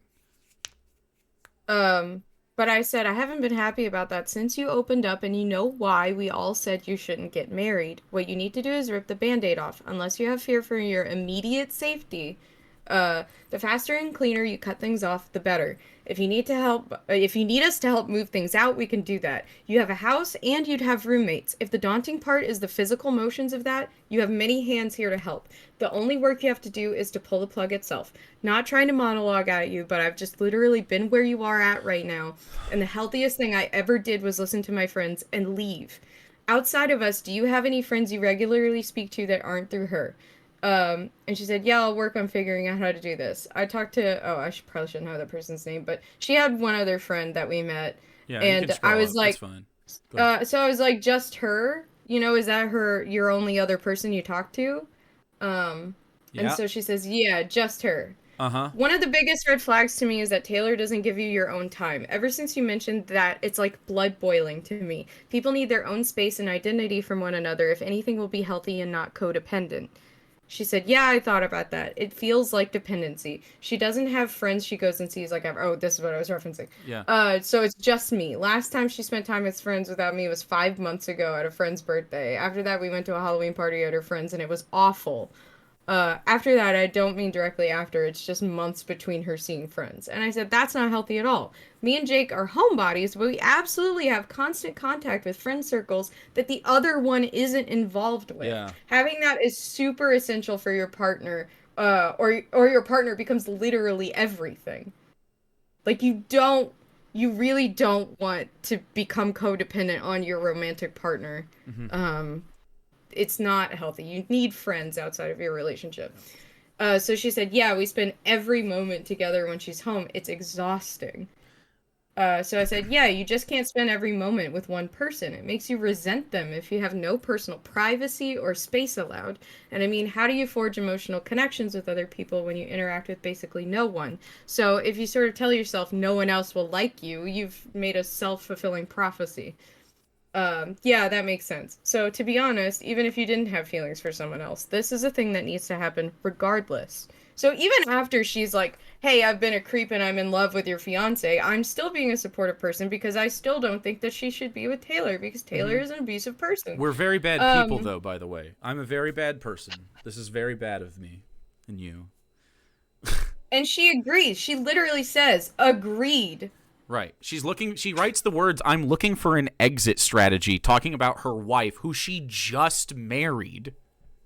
Just married. This is January 8th, by the way. January 8th. By January 19th will be when we had that big blow up. This is only 11 days. So I said, I talked to Jake about this all morning and he doesn't know what to say without sounding rude. I get where he's coming from though. And yeah, it's tough. She said, I know, I'm fucked. He feels that, like, calling it love is not the right word. That love is something more mutual and deep than just the act of attraction. And to him, your relationship has always been very one-sided from the start. He's your best friend. You aren't his. That's where that came from, where she pulled that. And she'll often do this thing where she'll take other people's words and start to use them as her own in conversations with other people. It's like she heard them, but she didn't process them. Right. Imagine if you still loved Jake like you do now, but imagine his reaction is the reaction he has to me. Not fun, but it is what it is. Imagine you love Jake like you still... She can't imagine that. It's not the relationship we've ever had. Like, this pissed me off. Like, yeah. This annoyed me as well because it felt insulting. So I said, well, I've been with him for some years now, and I can't even say you can love someone the way I love him without that buildup. The way I loved him at the start of our relationship is so much different than the way I love him now. I would because agree. To me, that felt diminishing. So she's like, I understand. I've known him for over a decade. I know you're actually in a relationship and have a deeper connection, and then that's real. I know. I guess I imagine if you felt the way I did about Jake at the beginning and became his friend for 10 years, having to hide it, and I know it's not something that's possible. I know I can't love him like you do, but it's a lot more than a crush, is all I'm saying.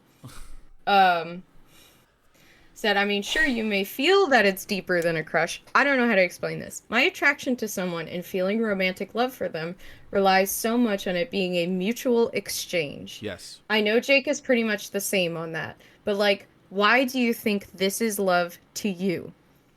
She said, this is so embarrassing. I should have shut the fuck up like I always have. This is humiliating. Jake is the only person to make me feel safe. He's funny and smart and based as fuck, and I've never been able to vibe with anyone like him, and I want to spend all my time with him and experience things with him. Spend all my time with him, but she doesn't put any effort into your relationship. What is all this shit? No, she movies doesn't. And food and vacations and every stupid, like, she's coming up with like a fantasy. Yeah. Everything life has. I feel like if he were to hold me, the whole world would fall away and nothing could hurt me. I want to make him happy, and his attention is intoxicating. Making him laugh is divine. I didn't used to understand why hearts were associated with love, but my heart aches when I think about this. It's doing it now. There's a longing, a yearning to be with him, to want to take care of him and have him take care of me.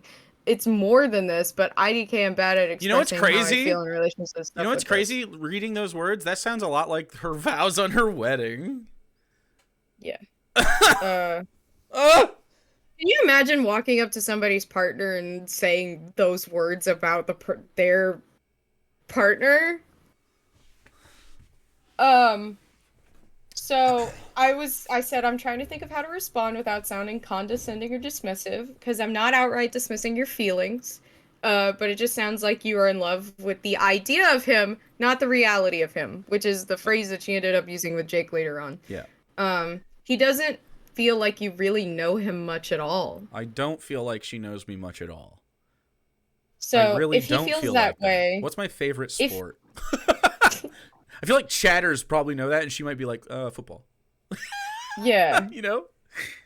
I genuinely don't think she'd know that. If he feels that way, if he feels that way, I'd ask why he isn't more open with me then. I've tried to get him to open up and talk about real things. He just deflects or acts like he's above everything and nothing ever bothers him. I know he puts up a front sometimes, but I wish I could see the real, genuine him underneath. I've tried. And so I said, he doesn't put up a front. This is emblematic of the whole issue. I put up a front? Me? Fuck that. Yeah. Fuck that. Hey, fuck you for that one. Fuck you for that one. That one. Oh, I am the least fucking fake I didn't edit my I'm showing you exactly what I have said to this girl for months. Sarah's showing you exactly what we have said to her for months, and she has always lied about it. Front. So I put up a projection. I was like, he doesn't put up a front, and this is emblematic of the whole issue, because I was like, you don't know him. You talk at him, at least in my experience. That description of him feels more parasocial. It's so much like how people see him on, like, Twitter, I guess. He's probably genuinely one of the most bluntly honest people out there. He doesn't lie to save face or to make people feel better. He just doesn't have whatever that hang-up is. Because as long as I've known Jake, he's never lied or put up a front or saved face to, like, coddle people and how they feel. He's very honest. As you can see, and I am... we can talk about Sarah's interpretation of this, but do you know how fucking hard it is for me to keep something in my fucking mouth? And I haven't been able to talk about this for a year, and I've had dumbass motherfuckers come into my chat thinking that I'm not the fucking victim here. Yeah. I have been harassed. I have dealt with this fucking shit for too long. What somebody's saying, Sarah, let me live through you. She's made comments about how I was part of her inspiration on, like, being able to come out, which I was, like, excited and jazzed, and I was so happy to be able to share girlhood with her and to, like, celebrate that with her, and I was very excited for it. And so it makes it feel weirder whenever your friend basically is like, I wish I could be you, rather than I wish I could, like, you know, share something with you. It's weird. So she says, I know he doesn't, I know he's blunt, but when I've asked him about personal stuff, he just doesn't do it. Like, clearly he has no interest in sharing those. Like, what personal stuff? Because so far, the only things I know that you guys talk about is whenever she's like, hey, look at the sexual thing that I brought up at you. Like, you're not just gonna start dumping sexual information back at her. Right. He's never wanted to open up to me. He feels like I haven't been his friend. I want to be his best friend more than anything. I don't know what he wants. I don't know what to do. And now I'm being treated like a fucking Twitch groupie instead of one of his oldest friends. So you see how immediately, like, she hears that, and then it's like, he's a bad... Uh-oh. Now it's like a fucking... A big flip there. That's so... annoys me. Yeah, like, she feels entitled to your private life, too. About this open up, I've never not... Like, anytime she's asked me... Yeah, you've never hidden anything She's from never her. in fucking person had, like, real deep conversations with me about stuff unless it was her problem. You know what I mean? Like, she's not a person you take your problems to. She doesn't help anybody. She doesn't put effort into any relationship. So, of course, I'm not going to be she's not my person I talk to or confide in. So I said, do you think a relationship is two people talking at one another about deep insecurity? Like, I'm not sure what you want him to open up about. He's such an open book. When it's just us, he doesn't change one bit. He's the same on and off camera, the same with people around or not. The most he doesn't show is, like, his outward sexual attractions, and that's it. Yeah, I try not to, like, just flirt with fucking people I think are hot all the time, because I think it's gross and would come across as a little bit pushy, personally. I wouldn't want to be creepy, you know, but... Yeah. No, I just feel like he never tries to have a genuine conversation about anything. That's like, crazy! Things changed after he moved to Idaho. I got distant too, and honestly resentful. He was the only person in the world I had, and he left. Then I was alone with, I'm gonna hide that. So, I was alone. I got mad. And then I got drunk and drunker. Something broke. I don't know. So then she's, again, referring to after Jake left, I fell into alcoholism again. kind of blaming Jake for the alcoholism. Yeah, so I don't understand why I am to be resented. So I went out to Idaho because I fell in love with a person. Well, I fell in lust with a person. Her ex. I think you accidentally said his. Oh, I was talking about my ex. Whoops. Well, actually, her ex, but my ex was out there too. Anyway. Wait, no, not that. It was when I said his, I had my ex in my head, but that's okay. Yeah, her ex is the one we're not talking about, but she wasn't great either. No. Hannah's ex, but anyway, I don't think she needs to be involved. No. My ex doesn't either, but that's why I moved out to Idaho because I had a relationship, and I was renting a house out there with someone that I did love her, and we just weren't. She wasn't a very good partner eventually, but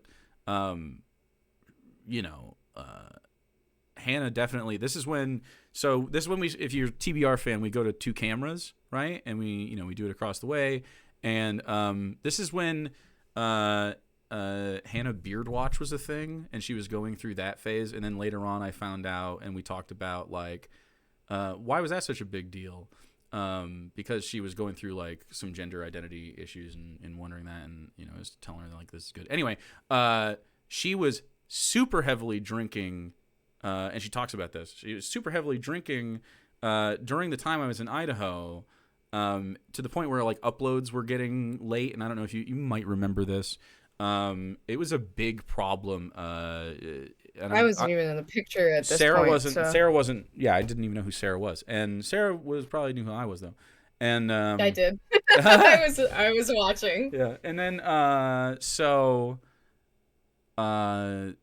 she confided in me sometime while I was in Ohio or Idaho that she was having these drinking problems, which had been a problem before, but it got really bad when I left. And we sort of talked about that, and she started to get like blackout drunk was a regular occurrence, and she was throwing up a lot and stuff. And so this also begins our relationship where she's asking me for money constantly. Is the Idaho portion of our relationship. And I think it has to do with the drinking in this situation. But yeah, anyway, she basically is like, well, he left me alone and I'm in love with him, so I drunk myself into I left her alone. That's something that I did to her, of course, yeah. So then she's like, I know Jake well enough to know my feelings and know it's based on him and not some abstract idea of a person. So she's doubling down and saying that, no, these are genuine feelings that I've had for over a decade. Right, which I believe. So I get that you disagree. I assume Jake does too, and I don't expect anyone to move you on that view. I said, it's just based on your comments about him, which are wrong, that make us both feel that way. Especially when you said, like, oh, maybe if I was cis, it would be different. Like, that's just not true in his eyes. I can't speak as well for him. I can only go off of what he said to me and what I know about him. And so she says, I get it. He feels nothing for me. Don't have to rub it in. As if I was trying to get a dig. I was just like, I said, Hannah, how is that rubbing it in at all? That is such a shitty response. I know, I'm sorry. I'm just depressed. I shouldn't lash out. Please, Sarah, I'm sorry. How many I'm sorries have we gotten to at this point? That was uncalled of for me. You're being a very understanding friend, and I'm just mad at myself and projecting it outwards. And so she was like, I'm devastated, even knowing how he felt. That hurt. Holy shit. Fuck. That was after you sent a bunch of stuff to her, I think. I should have kept my mouth shut. I said, Hannah, if you said nothing, it would still be the same emotions. I guess, but now I can't even pretend I might be wanted. I really am alone. I'm totally alone. I'm trapped and depressed and fucked. Like, it's blaming me for my this. Life. Yeah. Just because you rejected her. How isn't this sexual harassment, by the way? I'm not even a friend of my best friend. I don't love my wife, who I don't mesh with. I have no one and nothing. I'm a loser getting by on Twitch donations. There's nothing for me. And so, you too, Sarah. I've also used you for validation. I'm sorry. I want to be a better friend to you guys. You've been there for me, and all I do is take from you all emotionally. And so this is Jake's reply as well. Even trying to be better, I'm bad. I don't know what to do, and I don't have anyone to go to. I'll leave you guys alone for a while. I'm sorry.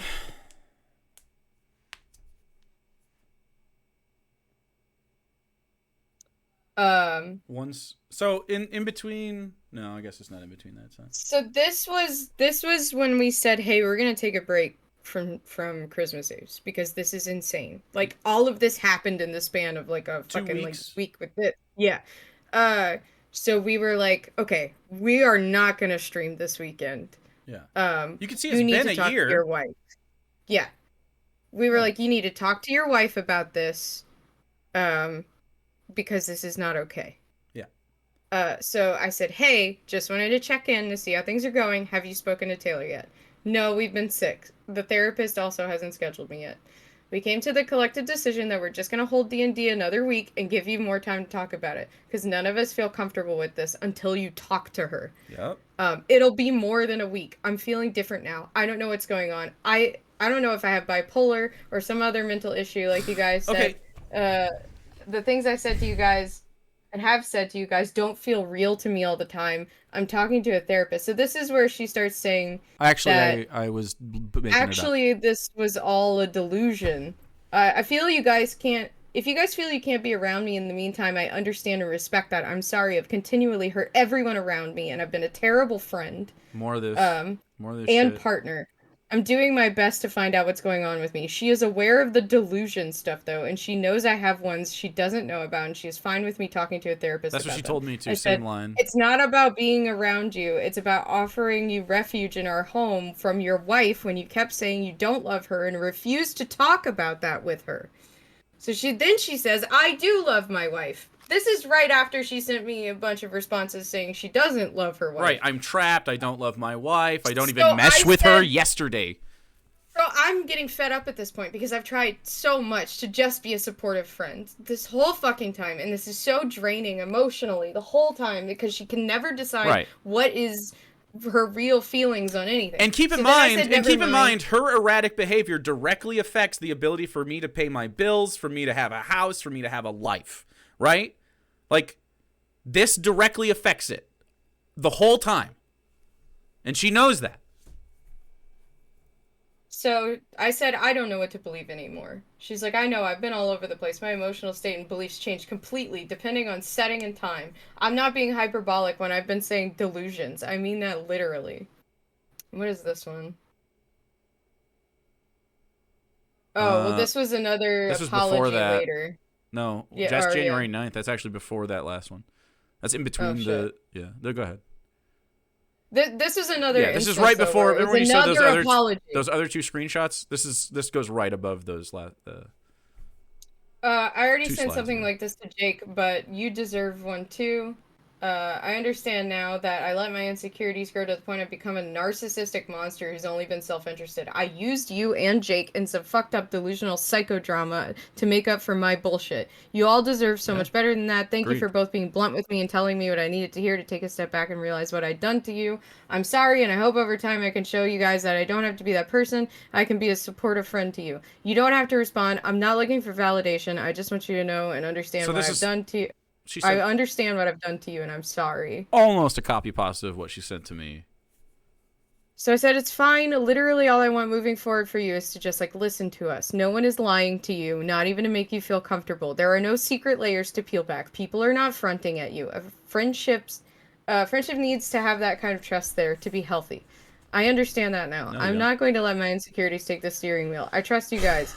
I do also need to bring something else kind of pertinent. The reason I'm starting therapy again is because I'm having delusions. Oh, this was right before the one we just... actual delusions. Outside of the Jake thing, which I'm now guessing is part of my issue. But no one but Taylor knows it, and I'm scared, and I'm afraid it's getting worse, and I'm just going crazy. I said, what kind of delusions?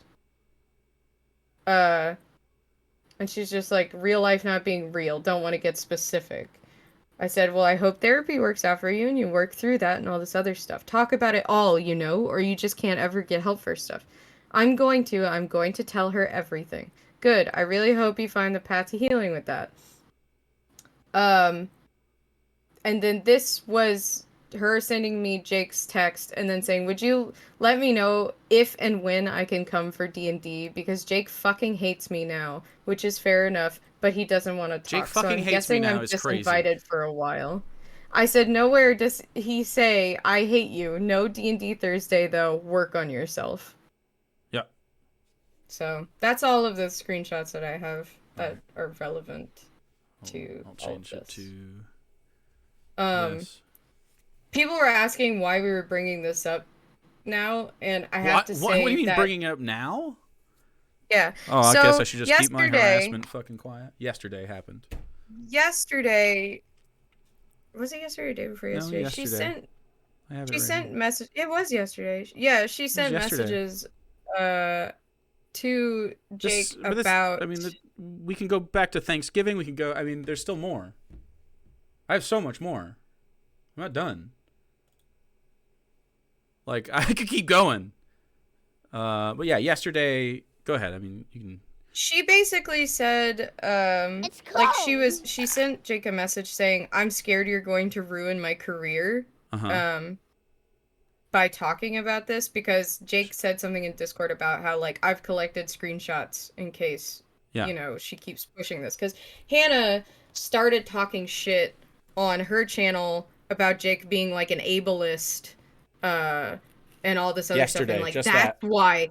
She said that's why they were distanced from each other. Right. She lied about the reason why we don't associate with her anymore. Right. And implied that it was us who harmed her in some way.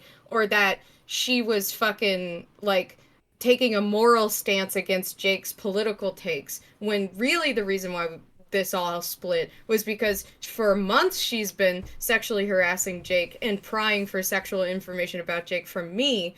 And taking advantage of all of us as her friends. And then got kicked out of the D&D group for doing that, and then couldn't be honest with her wife about that, on top of all the drama surrounding that relationship, which includes the wedding and all the problems that went into. Like, I have arguments with Baja right here about that.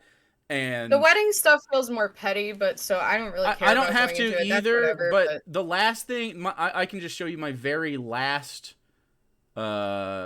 I don't have to talk about it, I guess. But the very last thing I sent Baja was Hannah's own words, and then Baja blocked me. The very last thing I sent was a screenshot. She got mad that we didn't show up to some function, and she tried to step up and try to, like, say that. Yeah, and then Hannah was like, "I told her not to do that, actually," and she did it anyway. This is my only response. I just sent a picture of Hannah's talk about we don't actually have to do this thing, and then of course you can no longer send direct messages to this person, so she just blocked me from that. But it's cool, dude. But yesterday she said, "Jake, I'm scared of you," and then she basically darvoed Jake by saying, like, "You're scary, and I've never met your father, but I get the vibe." I can read it to you. She's saying that Jake is like his abusive father because he might be honest about the way she's treated him. Right. So me being honest about her abuse toward me is like me being like my abusive dad, which is a thing she told me yesterday, which I can talk about. I kind of wanted to get to the end of the conversation.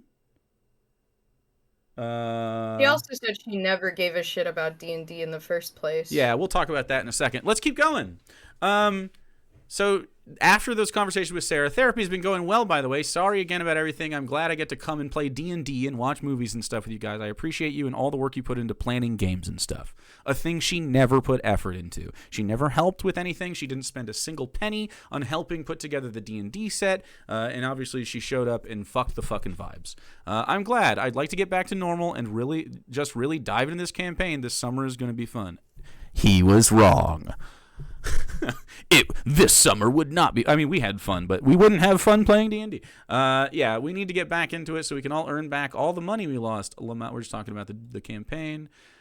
So this is Thanksgiving. Remember when I said the other day on stream that I was really mad during the Prime Rib video because I was on Thanksgiving. This is the Thanksgiving thing that I was really fucking mad about. This is when I started talking about it on stream a little, and this is why Hannah is upset at me. Because I started talking about it on stream after she did this fucking thing to me. Okay? All right. So we haven't talked in months. This is the first thing she sent me in months. Okay? On Thanksgiving. Happy Thanksgiving. Hope you guys are good. You too. Happy Thanksgiving. Hope you've been thriving. I'm nice.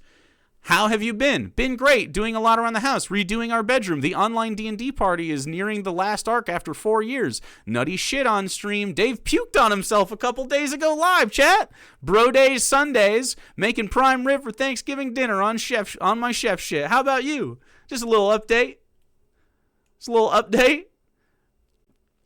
I'm good. Taylor finished her PhD defense on Monday, so she's a doctor, and I finally have something in common with Ben Shapiro. Other than height and testosterone level, which is cool, already self-deprecating, dope. I've been really into the meme stock stuff. Met Dan Olson through it, which has been surreal talking to him. Dave needs help, like, badly. Maybe let up on him a bit. He's seriously going to kill himself. What the fuck? I know he's a bad guy, but he also doesn't really unknown sad alcoholic who doesn't really have any power to hurt anybody. So this is a thing, by the way, obviously, if you are from here, you know that Dave has sexually harassed Sarah quite a bit, and myself. I have a message with her. I didn't clip where she said, "Oh, what happened with the Dave thing?" And I was, other than him being a gross misogynist, and I was like, right. Oh, the typical. Right. She's not mad about it until she's no longer a friend of mine, right? Haven't talked to him in a while. He's doing it on his own. I literally wasn't talking to him when he did this. He puked in the middle of a racist rant. IDK. I literally wasn't there. I actually hadn't talked to him in a while. He puked independent of me. I mean, a few weeks ago, you guys were brigading his stream chat and mocking him. I'm not telling you how to do your thing, just offering an outside perspective. I don't think it's a good look. I'm just worried about you. He asked me to show up, then backed out after he made crazy sexual sexist remarks at Sarah.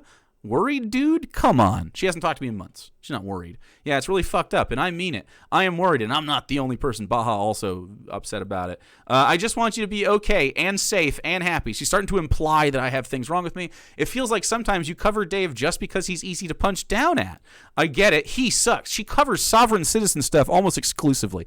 I get it. He sucks. She literally covers, like, mentally ill sovereign Chris Chan. She covered Chris Chan. I get it. He sucks. But did you know she was obsessed with Chris Chan, guys? She was in the Reddits on Chris Chan.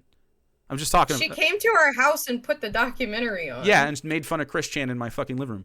I get it. He sucks, but he's still ill, severely ill. And again, I'm sorry. I'm not trying to prior push. I just want to make sure. It's weird for you to make like a wellness check or something. Like, is it because of the alcoholic, Dave, being an alcoholic, and she is an alcoholic? We do a little bingo game from another channel's clip stream after we probably hang out. So other videos, see other videos and shit. Okay, he's not just a sick guy. He's a far right-wing loser whose life is falling apart because of his ideology in real time. I'm not doing this to him. So yeah, that's a big part of it. He's an addict. So upset that I am reflected in this. Like a vomit on stream level alcoholic, which she has done, not on stream, but she used to puke. It's kind of weird to focus on him at all, much less regularly. Like, I get it. I covered him in the past, but there came a point just clear that he isn't all there in the head. Just feels down punchy. Again, though, I'm just concerned about you. I'm sorry it's coming off as other than that. I am just afraid when you get particularly mean or defensive on stream that you might be going through something underneath. The implication of a mental health crisis. The implication that you are having a mental health crisis because you covered Dave on stream. She's taking it personally that I'm talking about that. So this is just unprompted on a holiday that I was about to invite her to. I know we haven't been close in a long time, but you were my best friend at one point, and I get concerned. Again, sorry I'm bad at communicating what I'm trying to say. This is such a weird fucking thing to say to me. Why? To assume I have some mental issues going on. We all go through stuff, Jake. It isn't a judgment or something bad. I just want to make sure you're okay. So this is how Taylor talks to her, by the way. I spent a lot of our friendship being so concerned about my stuff. I didn't ever ask you or how you were. I know you always act like nothing ever bothers you, and you're always confident. Once again, she's doing that thing where it's like, oh, you must secretly have something going on underneath the surface that you're not talking about. Yeah. Projecting at me on fucking Thanksgiving, bro. It just seemed like you were going through some things. It isn't a weakness to talk about your feelings or insecurities.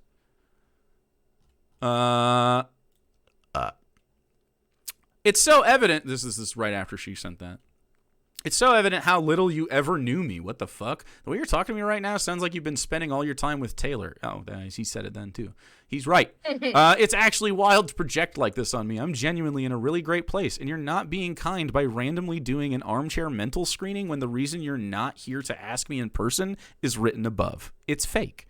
You're LARP. We were on Friendsgiving. All my friends were over. My family was over. All of all the real friends were at the house having Thanksgiving dinner together. If she was concerned about me, why wouldn't she bring this up, right? Anyway, whatever. It's fake. You're LARPing as a caring friend right now, and I don't know why. Like, we can be friendly and shit. Happy to have you visit even. But the common issue here is that you just don't really know me or any of us because you never care to. Man, this sucks. I miss pre-marriage Hannah a lot. Have a good Thanksgiving with Dr. Shapiro. Tell her congrats. Bars. This is what I'm talking about. I reach out to see how you are. I express I am only doing this because I am concerned, and you lash out and attack me. If you're truly doing great, I'm happy for you. That's so mean and pointed. I don't know why I deserve that. I do not understand how you don't think you've crossed boundaries by insinuating I'm having a mental health crisis. It's shitty, and she does that shit to you. We've had this conversation. It sucks. She didn't do this, Jake. This is how I feel based on seeing your behavior. You haven't spent a single minute of time with me. Stop. I'm talking about your online behavior. This is so fucking presumptuous. The worst my mental health has been in months is right now. Literally cooking dinner for Friendsgiving. Come on. Maybe next year, I guess. IDK. You were, like, so happy, and literally there is no other, like, mental issues. You're not depressed. You're not going, like, covering Dave on stream doesn't mean you have a fucking psychological issue. Right. If you're really okay and this is how you're behaving, making your show a platform to bully easy targets for entertainment. Her whole thing? That's her entire platform. That's way worse. The Dave stuff, the hardcore anti-theist stuff, using autistic as an insult, it's awful. So this is definitely... Baja got mad at me for this. I didn't use autistic as an insult, by the way. False. I asked the guy, is this an autistic hyperfixation? And he was like, see, I'm clipping you. And then he later went on to surmise that maybe black people wouldn't have the agency to seek liberation from slavery without Christianity, which he doubled down on. And Hannah agreed with that guy. I'm just saying... Not true. Also, I'm an anti-theist. I always have been from day one at TBR, and she was too. So this is fucking crazy to say. You can see that obviously, whatever I am up to is just the bad thing now, right? Now it's bad. It's awful, seriously. Yeah. It's below you. I was trying to express that with concerned foot forward in case it was due to something going on. If it isn't, then what it is. I didn't use autism as a slur. I've always been an anti-theist the same way I'm anti-racism or misogyny. He's based. You're not being friendly. You're being a dick. I get it. I said what I need to say. I know where we stand. I won't bother you again. It's almost like she would bother him again! Well, what's annoying is it's clear she initiated this conversation because this was what she wanted to talk about from the start. Right. She wanted to be a dick. She wanted to bring this up. She didn't care to actually check in on you or to say Happy Thanksgiving. She brought this up because she wanted to chastise you about issues she thought she had with your content months after but she doesn't you stopped talking to her because of her inappropriate conduct towards you. But she doesn't have a problem with my conduct or my content. She has a problem with me not being nice to her anymore or something, like being her friend because she's a sexual harasser that has a bad relationship with her wife that needs to leave and they're both abusing each other and, I just won't put up with it. I'm not putting up with it. I think it's super fucking shitty of you to try this kind of shit today. I was actually kind of happy to hear from you at first. I made a dope prime rib for Friendsgiving. It was dope. There's video evidence. Shit's just out of pocket projecting, and I don't know how you thought it would be well received for you to lob accusations at me after all the bullshit you've put this group through under the guise of being friendly all of a sudden. It's just shitty. Like, imagine I just randomly texted my psychoanalysis of you based on a stream where I thought Taylor was shitty to you during. After not talking or interacting all for months, now imagine I said it about how obsessed you get about fucking stonks, guys, or Elon. You're projecting. We're oh wait. We're all here whenever you want to put. Did I miss that? Oh, well, I just said we're all here whenever you want to be normal. At least I owed you apology. So this is after she apologized. I don't know why I don't have that. Damn. There's a screenshot in the middle. So she apologizes a day after Thanksgiving and says this tweet right here, or this text. Normal person or whatever reason, but at least I owed you an apology. I'm sorry. I'm glad you're doing really well. On December 9th, I replied and said this. Oh, wait. Maybe we're getting here. Don't talk about me on stream. Oh, wait. Here we go. Never mind. Here's the end of that. We'll all be here whenever you want to put effort into friendship, but this ain't it. There we go. Wow. Do I not have? There it is. You could see, like, again, this isn't like a meticulous fucking takedown here. This is just my screenshots off my phone raw. We're raw dogging it. I'm sorry for my behavior on Thanksgiving. You didn't deserve that. Still going to leave you be. Clearly, I'm not capable of being a normal person for whatever reason, but at least I owed you an apology. I'm sorry. I'm glad you're doing really well. This is definitely just like a fucking 500th. I'm sorry. 500th. I'm sorry. And so that was like what? Fucking several. So that was the 23rd. So a week later. I waited until December 9th to even fucking broach the topic because fuck you. I was mad as fuck. I was so mad on Thanksgiving. Cool. Do not talk about me on stream or talk shit secretly. Don't be shitty. She has been doing this. I'm tired of protecting you from blowing up this relationship. Here's me doing this right now. I'm tired of protecting you from blowing up this relationship and fucking the entire D&D group after all the time and money the four of us put into it, especially me, when you didn't lift a fucking finger or contribute in any way, as with the typical experience of dragging you along, desperate for you to put up energy into literally anything. But I haven't talked shit about you once. I know you do about me. And that was true. Also pessimistic. You had stayed quiet for a year. Me since all of that. Staying quiet about something I want to talk about. Always pessimistic and negative. Deeply shitty to me and others. Randy, for example. I don't think you even realize how fucking shitty you've been to me publicly over the years. The number of times you've told me I couldn't do something is crazy. I bet you have zero recollection, but it pissed me off every time. Dozens of times over the years. You've body shamed me. She has multiple times. Denied my ability to do physical things for this reason many times. When we first were friends, she called me fat and she said, "You're fat." And I said, "Say it one more time." And we were coworkers at the time. We were very young. And she said, "You're fat." And then I punched her in the arm when she was like 19 or something. Punched her right in the arm and said, "Don't fucking do that again." I've accepted you as who you are from day one, pushed you to have confidence. You have always cut me down. This is true. Absolutely true of my experience with her. She definitely is a negative person to be around. When I first moved back, I would stay up stressed, literally crying, venting to Sarah about how fucking stressful it was to work with you and expect quality and enthusiasm for our work. I'm sure that was reflected in the stuff that you guys digested as fans, right? You noticed this. We both know I'm the reason we have these jobs in the first place. My energy and commitment to you has never been reciprocated. And this is true, and she has said this out loud with me on stream with her, without me. She said this. You know that this is true. She has told the story of me dragging her to the fucking out in public here to do this with us, to do this fucking job. Meanwhile, I have defended you publicly many times. You've never stood up beside me. The last time you did anything close was tweet, "Leave me out of it." And that's true. That was during the Cornifesto when someone said, when they were like, "Oh, you stole the charity money," and I just showed receipts and it was over. She said, "Leave me out of it." She didn't even want to back me up on something that she knew I wasn't guilty of. Whatever. You're not a good friend. You've never had my back. I lent you money countless times, which I have docs for right here. This is a shitty request on my part. I don't want to get paid from the subathon until the 14th, and I have a venue payment with a wedding. Can you send me $500? I'll send you more. You're the fucking best. Thanks, Jake, for sending me money again, that you always do for my wedding, that I know that you don't want to pay for because you don't like my wife, but you're going to anyway because you're a good friend. Thanks, Jake. Anyway. I lent you money countless times, including for your wedding, and to cap it off, you married a person that hates all of your friends, me most of all. I wonder why. Like, hello, red flag, after pouring out your heart to me about some unrequited love you have for me? Oh, wait, that's actually a lie? Which is it? Who's to say when Hannah's talking, Taylor sucks? You would be quite suspicious if that was someone else's relationship. She's isolated you, and you fucking helped.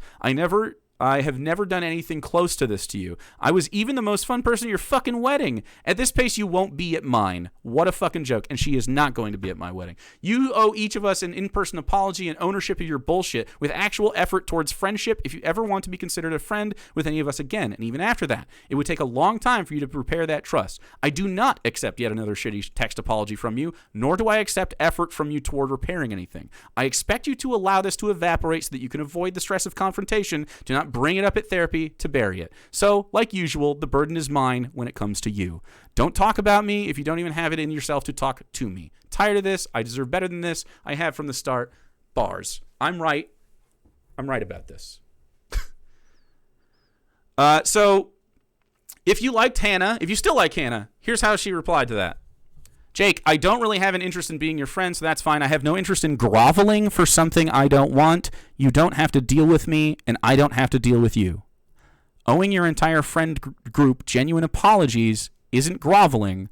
I'm ashamed of you. And that's where we had left off.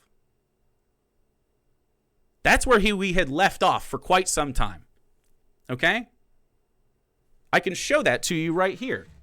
You can see the shape of the text. I don't know if you can read it. Get it. Groveling. I'm ashamed of you. You can see that on the text right here. I have it on my phone. Yesterday is the next time she texts me. You can see that on here. I can even make it bigger. I'll even make it bigger. This is yesterday on my phone. That's the last time I had talked to her until yesterday. So I'm making this stream fucking today. Okay? Let me just read this to you. You know it's real now at this point. I don't think I have to do another screenshot thing. Let's just read it. You're putting a document together? Please leave me alone. I'm begging you. I don't know why you're actively trying to harm me. I've been quiet about this for a year. I'm harming her. I know you hate me and we aren't friends. Not a thing I've said before. Here, let me do it like this so you can see that I'm reading it. But this is so malicious. Why? I'm trying to move on with my life. I've left you be since I blocked you, which was on Thanksgiving. And she hasn't let me be. She's talked about it on stream. She also she blocked me as well. And they made announcements on Discord. They've blocked other people and been passive aggressive and said some shit in private that got back to me. Suddenly you're on a crusade to destroy my life and career. I am the victim. I am not destroying anyone's life or career by just telling you the truth about why is she no longer a part of the show. This is fucking why. Here's my words. No, I have screenshots and this isn't a crusade. You're paranoid. I'm talking about it with my Discord because I get to talk about it. The fact that you think you get to ask me anything right now is crazy, to be honest. You're a fucking bad person, in my opinion. Bad friend. Your wife is abusive. You should leave immediately. You abandoned your entire friend group, excited for the pity party. You're destroying your own life, not me. You're going to see a lot of Darvo shit going on. Here's her words. Jake, if you really felt I was being abused, you wouldn't be hurting me like this. We tried. I'm hurting her. Here's the thing. She was abused, but that's the thing. You saw how much we tried, and that's why we gave you the context of that. Because for fucking months, we told her, we are here for you. We have space for you. We have shelter for you. We would fucking fight your wife if you fucking want to leave. Like, we are so supportive of you. And you saw every single time. She was like, yeah, I agree. I'm trying to get an exit strategy. I don't, so we're just like, you need to get out. We're here for you. We're here for you. We're here for you. There's only so many times you can do that before you get fucking exhausted of putting yourself out there for somebody who constantly then ends up turning around the next day and going, oh, I worked it out with my wife and now we're good. And then a month later, it's all over again. Yep. If you really felt like I was being abused, you wouldn't be hurting me like this. I'm hurting her. She's not hurting me. No consideration at all for what the fuck I have to deal with. When people ask me, hey, why is Hannah not here? Oh, because she sexually harassed me and blew up the friend group is the answer. And is the answer I'm going to give for the rest of my life. You wouldn't be trying to harm my reputation or life. I'm not trying to harm your reputation. I have been forced into this position. You were fine shutting the fuck up about it, but Hannah kept bringing up Jake as if, like... I have been forced into this position. I've been quiet for a year. I'm not trying to harm your reputation. You've harmed your reputation. This is your behavior, and I am literally just being honest about my experience. I'm not doing anything malicious here by saying, well, this is fucking why. Here's the answer to the question that you're asking. Here's the answer. Don't pretend any ounce of how you feel comes out of me, out of thinking I'm abused. Not 100% of it, but a lot of this is, I don't want you to be with your abusive wife. Here's my reply. I have literally told you to your fucking dumb face that you're being abused, you asshole. I have put so much energy into you. Your livelihood? Stop talking. You don't want me... your livelihood? Highlighted. You don't want me to be honest with people because you live so dishonestly. You're threatened by your literal own behavior. Taylor is abusive and you have adopted many of her abusive tendencies. You're isolated with her. Keep staying that way unless you're leaving her. I won't associate with either of you until then. Hannah says, read what you just wrote. Do you think people talk about abused friends by saying, I've put so much energy into you? Yes. Like a fucking project you put coins into and you get something out. You have never been my friend. She doesn't understand how exhausting it is. Right. You have never been my friend or cared about me? What the fuck am I doing right now? Yeah, all of the messages she sent All about the thank you things- so much for being such a caring friend. Thank you so much for being an understanding person. I'm All out the sorry I'm window. constantly making it weird and bringing it up. You're such a good friend. I love you. All of that. And now it's you were never a good friend. Yeah, this is yesterday. You have never been a friend or cared about me. I accept that, and I'm moving on. I don't know why you are baiting me. You're literally coping right now is what I said. Great, then leave me alone and stop trying to foment drama. Your career isn't being ruined. I'm not fomenting drama, you ignorant motherfucker. I'm literally just answering people's genuine questions about what's going on. If I wanted to end your career, I'd show you sexually harassing me and being inappropriate in our DMs in my home. You sent me texts in case something happens to you when Taylor called the cops. You're whining to me right now about being honest with people. I refuse to continue a single lie. I will be honest with people when asked questions. I won't give out information they shouldn't have, like I haven't already. Thank you so much, Sour Patch. I'm sure you've seen the VODs, and I won't give out other personal information that you shouldn't have. This is all contextual that you need for this, though. This is her words now. You literally posted about fucking collecting chats and shit. You've seen them. It's just my text. You're reveling in feeling like you have power and blackmail over me. I haven't asked her for anything, of course. Jake, I'm sorry about the inappropriate things I said to you. I apologized in the past, and I'm still mortified. You're acting like I don't know how fucked up that was, or that we didn't already discuss it. We didn't already discuss it. You vapidly apologized over text and then never acknowledged any of this shit again. And then repeated the behavior. I say, it's not blackmail. I've asked you for nothing. You literally have not you literally have not apologized to me or us, you actual asshole. You piece of shit. These are my words. Fool, I say. I highlight here I don't have interest with you. I'm not going to grovel for your friendship. I highlighted that and just typed the word fool because I was feeling it. Leave me alone is the next thing I say. She says, leave me alone. No, that's a reverse card. Then I say, you're being left alone, Hannah. You have literally isolated yourself. It's crazy you think your life would be ruined if I told the truth. How fucking sad. Leave your shitty wife if you want further contact. Happy to help you get out of that shit, even if you don't deserve it. I told her this yesterday. Until then, keep me all the way out of your mouth and deal with the fact that I'm going to talk about my experience of this relationship honestly forever. She says, I have friends, actual ones that message me and reach out to me and have an interest in me as a person. I'm deeply skeptical of this. As she told Sarah privately, she has no friends and they don't go anywhere or do anything. Hopefully that's changed. Maybe that's great.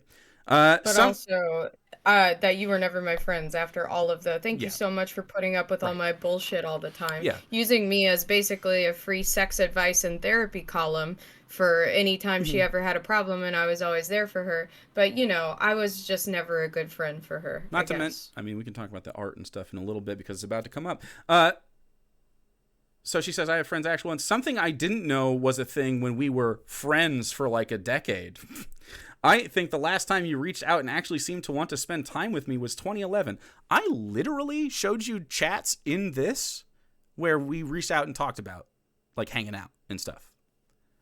I'll rebut in a second, but Lamau, this is her word still. Lamau, do you see the hypocrisy? I need to keep you out of my mouth, but you're going to talk about me whenever you want. How can you possibly type that and not feel bad? But you didn't. You only did it after she broke the seal. Right. I just said that. Yeah, just recently. So I say, does she know, Taylor, that you violated her trust multiple times? I literally invited you here on Thanksgiving, but you were a psycho. You're so fucking deluded at this point. I rejected you, you got embarrassed, and now it's Jake is the bad guy.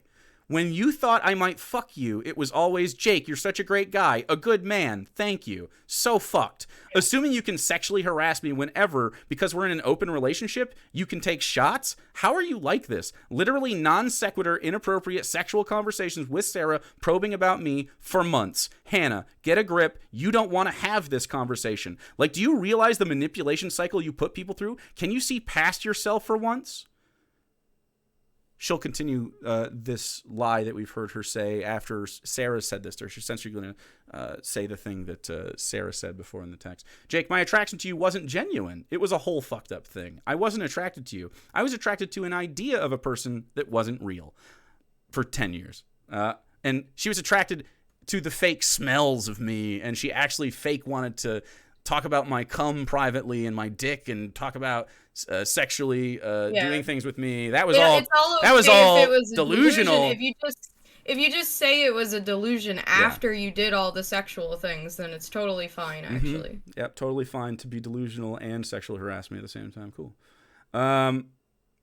I'm so sorry, sincerely, that I hurt you by making you the object of that. This isn't about jealousy or some weird rejection thing. I don't feel that way about you. I was fucked up and doing fucked up things. I also thought I was the professor, a character, I didn't tell you this, character from Charisma Saves 1. I thought I was the professor for real sometimes during this period. I wasn't in touch with reality. I didn't remember you saying that. No, I know. I haven't told you this because she didn't tell me until yesterday.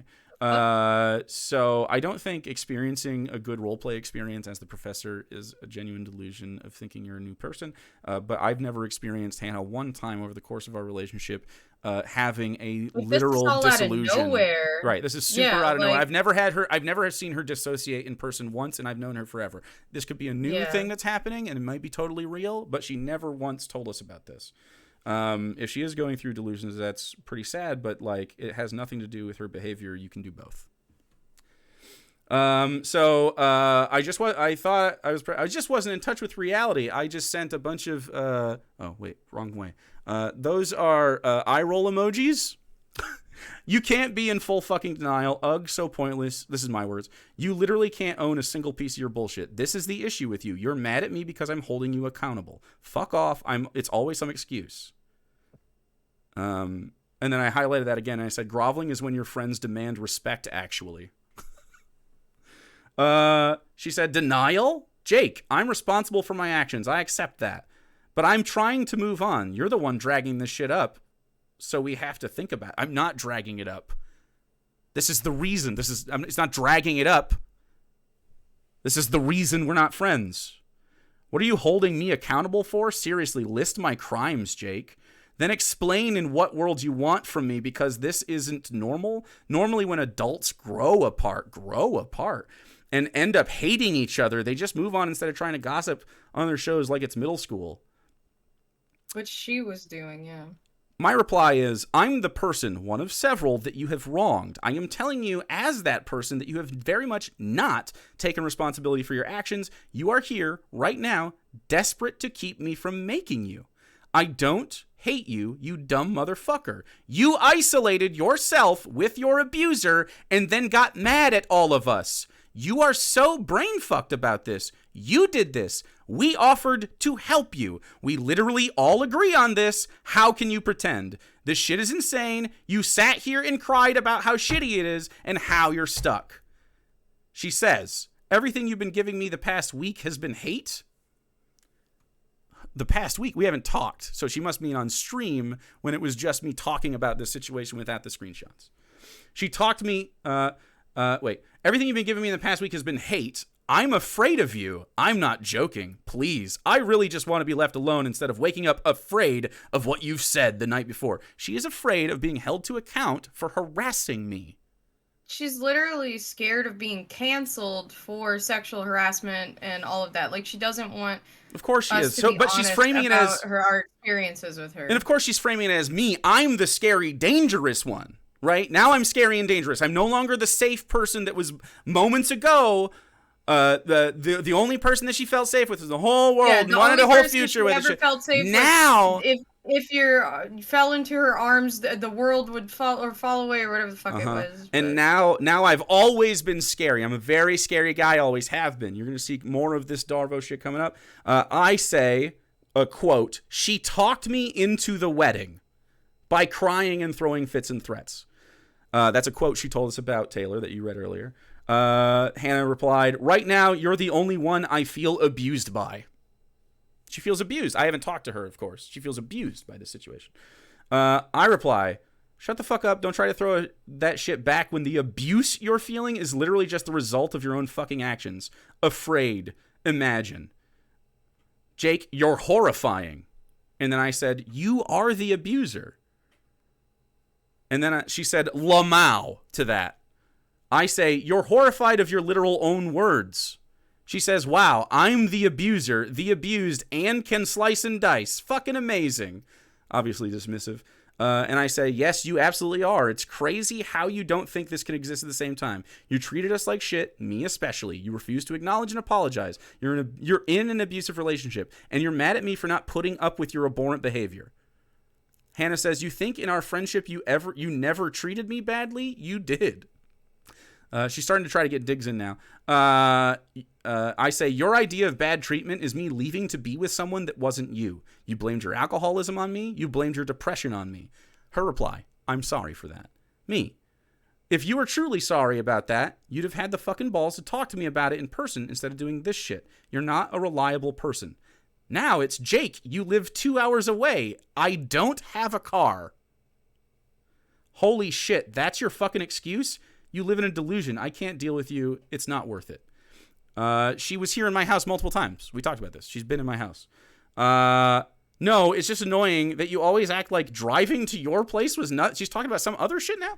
She's not mad that I'm a big scary man or my abuse or anything. She's upset about cars. No, it's just annoying that you always act like driving to your place was nothing and easy, but you never once drove to Lansing. To hang out with your shitty wife? To hang out with the abusive wife that you told us was constantly abusing you? Who didn't like us? Who she said to me didn't like me or my friends? Yeah.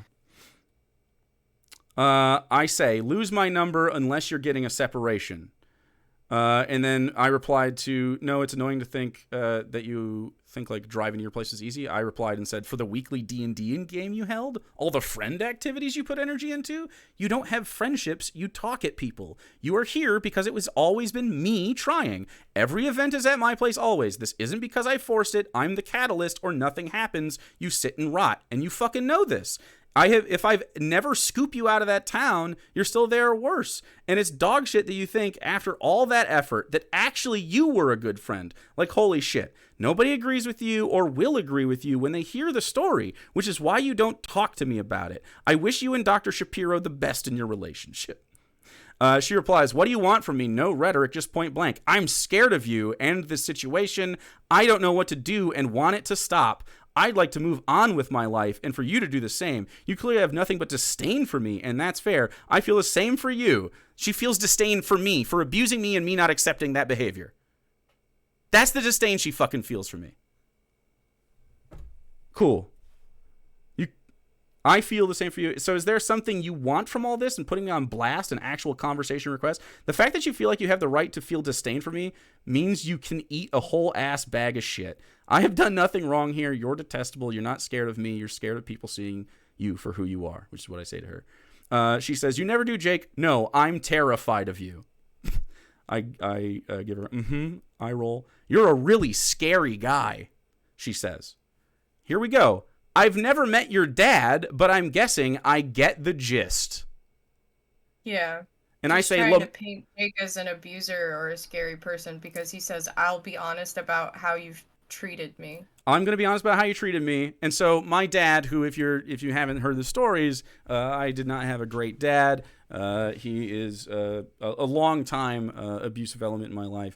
And Hannah used this moment to use my abusive dad against me. No one's ever, and her parents aren't great, but no one's ever fucking said, oh, you're the way you are because of your fucking parents. No one's ever made a shot like that at her. That's so fucked up. You don't do that to people. Mm-hmm. I shouldn't talk about this, though, of course.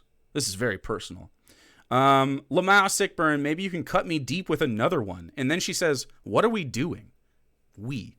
And I say, what are you doing? We. Motherfucker, you. Quote, Jake is the only person I can vibe and feel safe with, I say.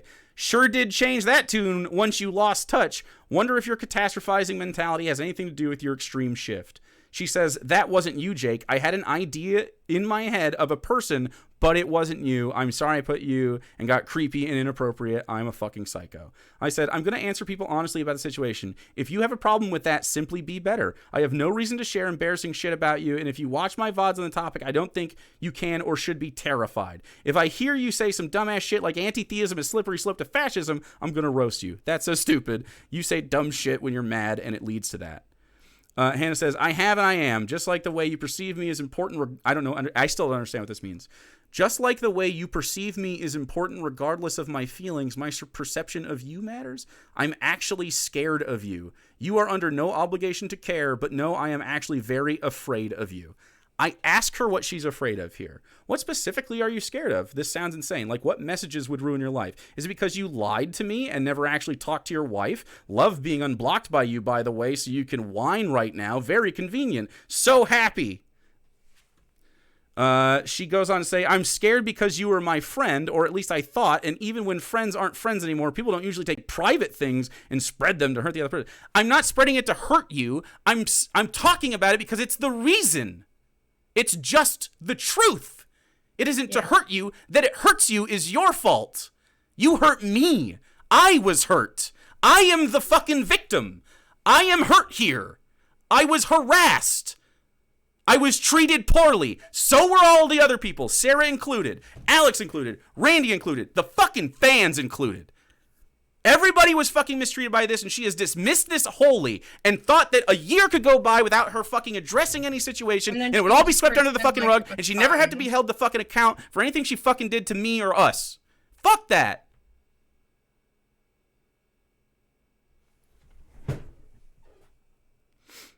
She continues to say, talk to people privately or whatever is life, but you're vague posting and trying to foment drama on stream, acting like you don't have a choice to not gush private stuff to the world. Take ownership of that. You want to air grievances about me online, and that's fucking scary. You're insulting me and it hurts. Private grievances. They're not private grievances. They're actually quite public grievances because we are a public pair of people, and you chose not to reconcile those with me in a private setting. And because you have blown this up out of proportion, I now have to give everyone context for the behavior for them to be able to understand the situation, for me to even be able to talk to them about this complex issue because of your behavior. Your behavior led to this. Imagine you start a business with another person, and then you have a falling out with that person, and every single person asks you, why don't you talk to this person anymore? And you have to not say, it's because they sexually harassed me for months. I'm a guy, so I can't do that or something? Well, there has already been one person who said, because you're a cis man and she's a queer woman, that this is fucked up for you to do. Fuck you. So. She's a queer woman that sexually harassed me. Fuck you. I mean, if you don't think that's valid, then I mean, like, I don't want you in my community. That's fine. 100% fine with that. I'm sure there's definitely a community that will embrace you for that, though.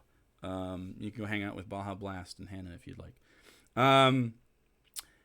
So I replied to her, it isn't private. You quite publicly went off the fucking rails and blew up a friend group and then went silent on an entire fan base. I'm not airing grievances. I'm talking about my experience. You're literally terrified of your own words, and that's telling. You left me holding the bad bag for this, like always. You're a pussy, a coward, and a shitty friend.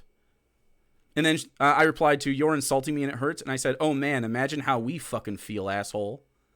She said, holding the bag, Jake, you have everything. You have the friend group, the channel. What else do you want? You already have everything. What the fuck else do you want? I reply, I have that because I earned them. I maintained them. Dumbest girl in the world, I swear to God. Just like deal with the consequences of your actions, I guess. You can't even talk to us, and you think I'm just going to tell people nothing when they ask what's up forever? That's dumb as fuck. How did you think your tantrums would go, for real? Like we'd never just address it? I have given you a fucking year, dude. That was my patience and kindness, because I hoped you'd leave her and get help. Now she said, Lamau, like you fucking own me? Fuck off, you used me. You used me. How did we use her? What did we get out of her other than constant sexual harassment and trauma dumping all the time? Yeah, what the And fuck therapy, like she literally said to me, "I'm sorry I used you to validate in her myself own words. and to dump everything onto you." In her own Like words, she she's has just said she flipping it uses us. back. Yeah. This is why we were so pissed off yesterday, because these messages, it was like a whole other person.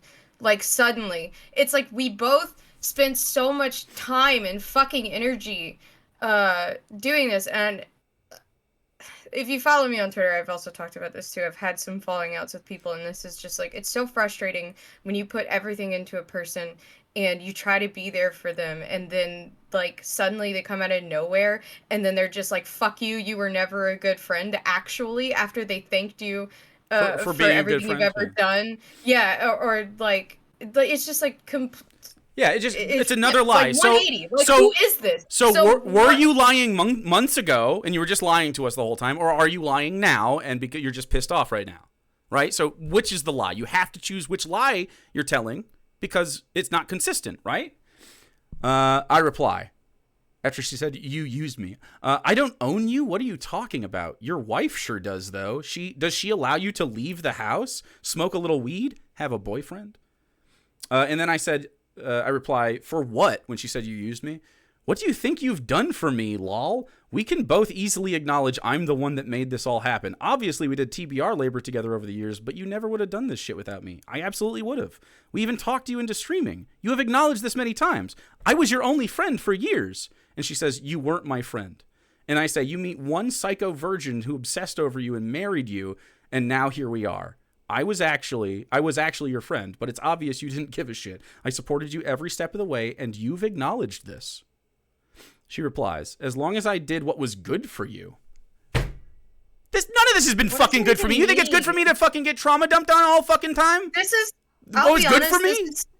This is the only point of stress in your life I think I've seen you have in the last, like... 5 years?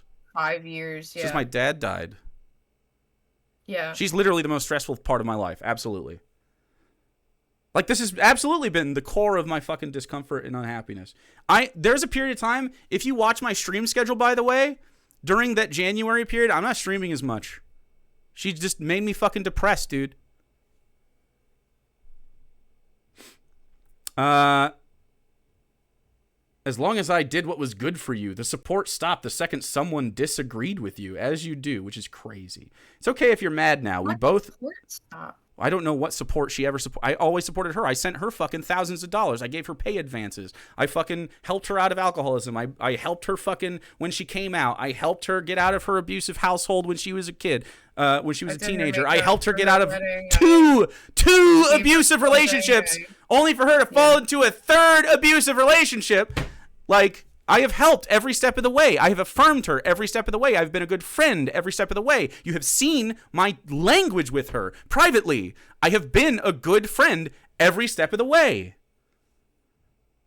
What support stopped due to disagreement? I don't have a disagreement with you. Your conduct is dog shit, and you got banned from D&D. She says, "Lamau could have fooled me, bro." And I say, "Elaborate, bro." And she says, "I don't want to be in your D&D game, Jake. I was over it before Campaign 2 even started." Which, this is the point where I started fucking crying yesterday because, like, I don't know if you guys didn't watch the D&D stream. I did all of the art for the stream. I did full body artwork of all of our characters. And I'm not the only one who did anything for the stream. Like, Alex and Randy bought and put together a lot of the set. Jake spent lots of time prepping everything, like printing out, like, and making, like, I wrote a newspaper. Handmade props. Yeah, he wrote newspaper stuff. He put so much work into this campaign. I made a whole Twitch overlay. I made artwork for everything. I even worked with her and the others to, like, try to bring their characters to life and make artwork for it. And so it really fucking hurt my feelings for her to say, "I just didn't even care from the start." Right. Whenever it was like, well, then why the fuck did I waste my time doing something nice for you? So she doesn't respect your actual labor or your emotional labor. Yeah. Is what this says, right? So not only did she use me for, like, sexual and relationship advice and for therapy, she used me for my fucking artwork. that I gifted to her out of fucking love because I was excited and wanted us to do this thing together. Right. And similarly, out of love, I wanted to do this campaign with everybody. We all agreed we wanted to do another campaign together. So first one was so much fun. She talked to me privately about how much fun she was going to have with this character and what she wanted. And then she started dragging her ass on all of this when she started dating Taylor because Taylor didn't like the distance that we were at. I'm assuming there's more to that, but really, I mean, if she doesn't have that relationship with Taylor, you'd never see these things happen. This wouldn't happen. We would have been able to stop her from having this fucking relationship. She wouldn't be isolated, and she'd have might not play D&D still because she still did all that. Still had the crush and everything, but it could have been done more healthily. Yeah. Let's keep going. I asked her what support stopped due to disagreement, and I told her to elaborate. She said she didn't want to even play D&D. And I said, she said, I don't want to be in your D&D game, Jake. I was over it before campaign 2 even started. You did. And I said, you did before you got butthurt. This makes you look worse, More dishonesty is good.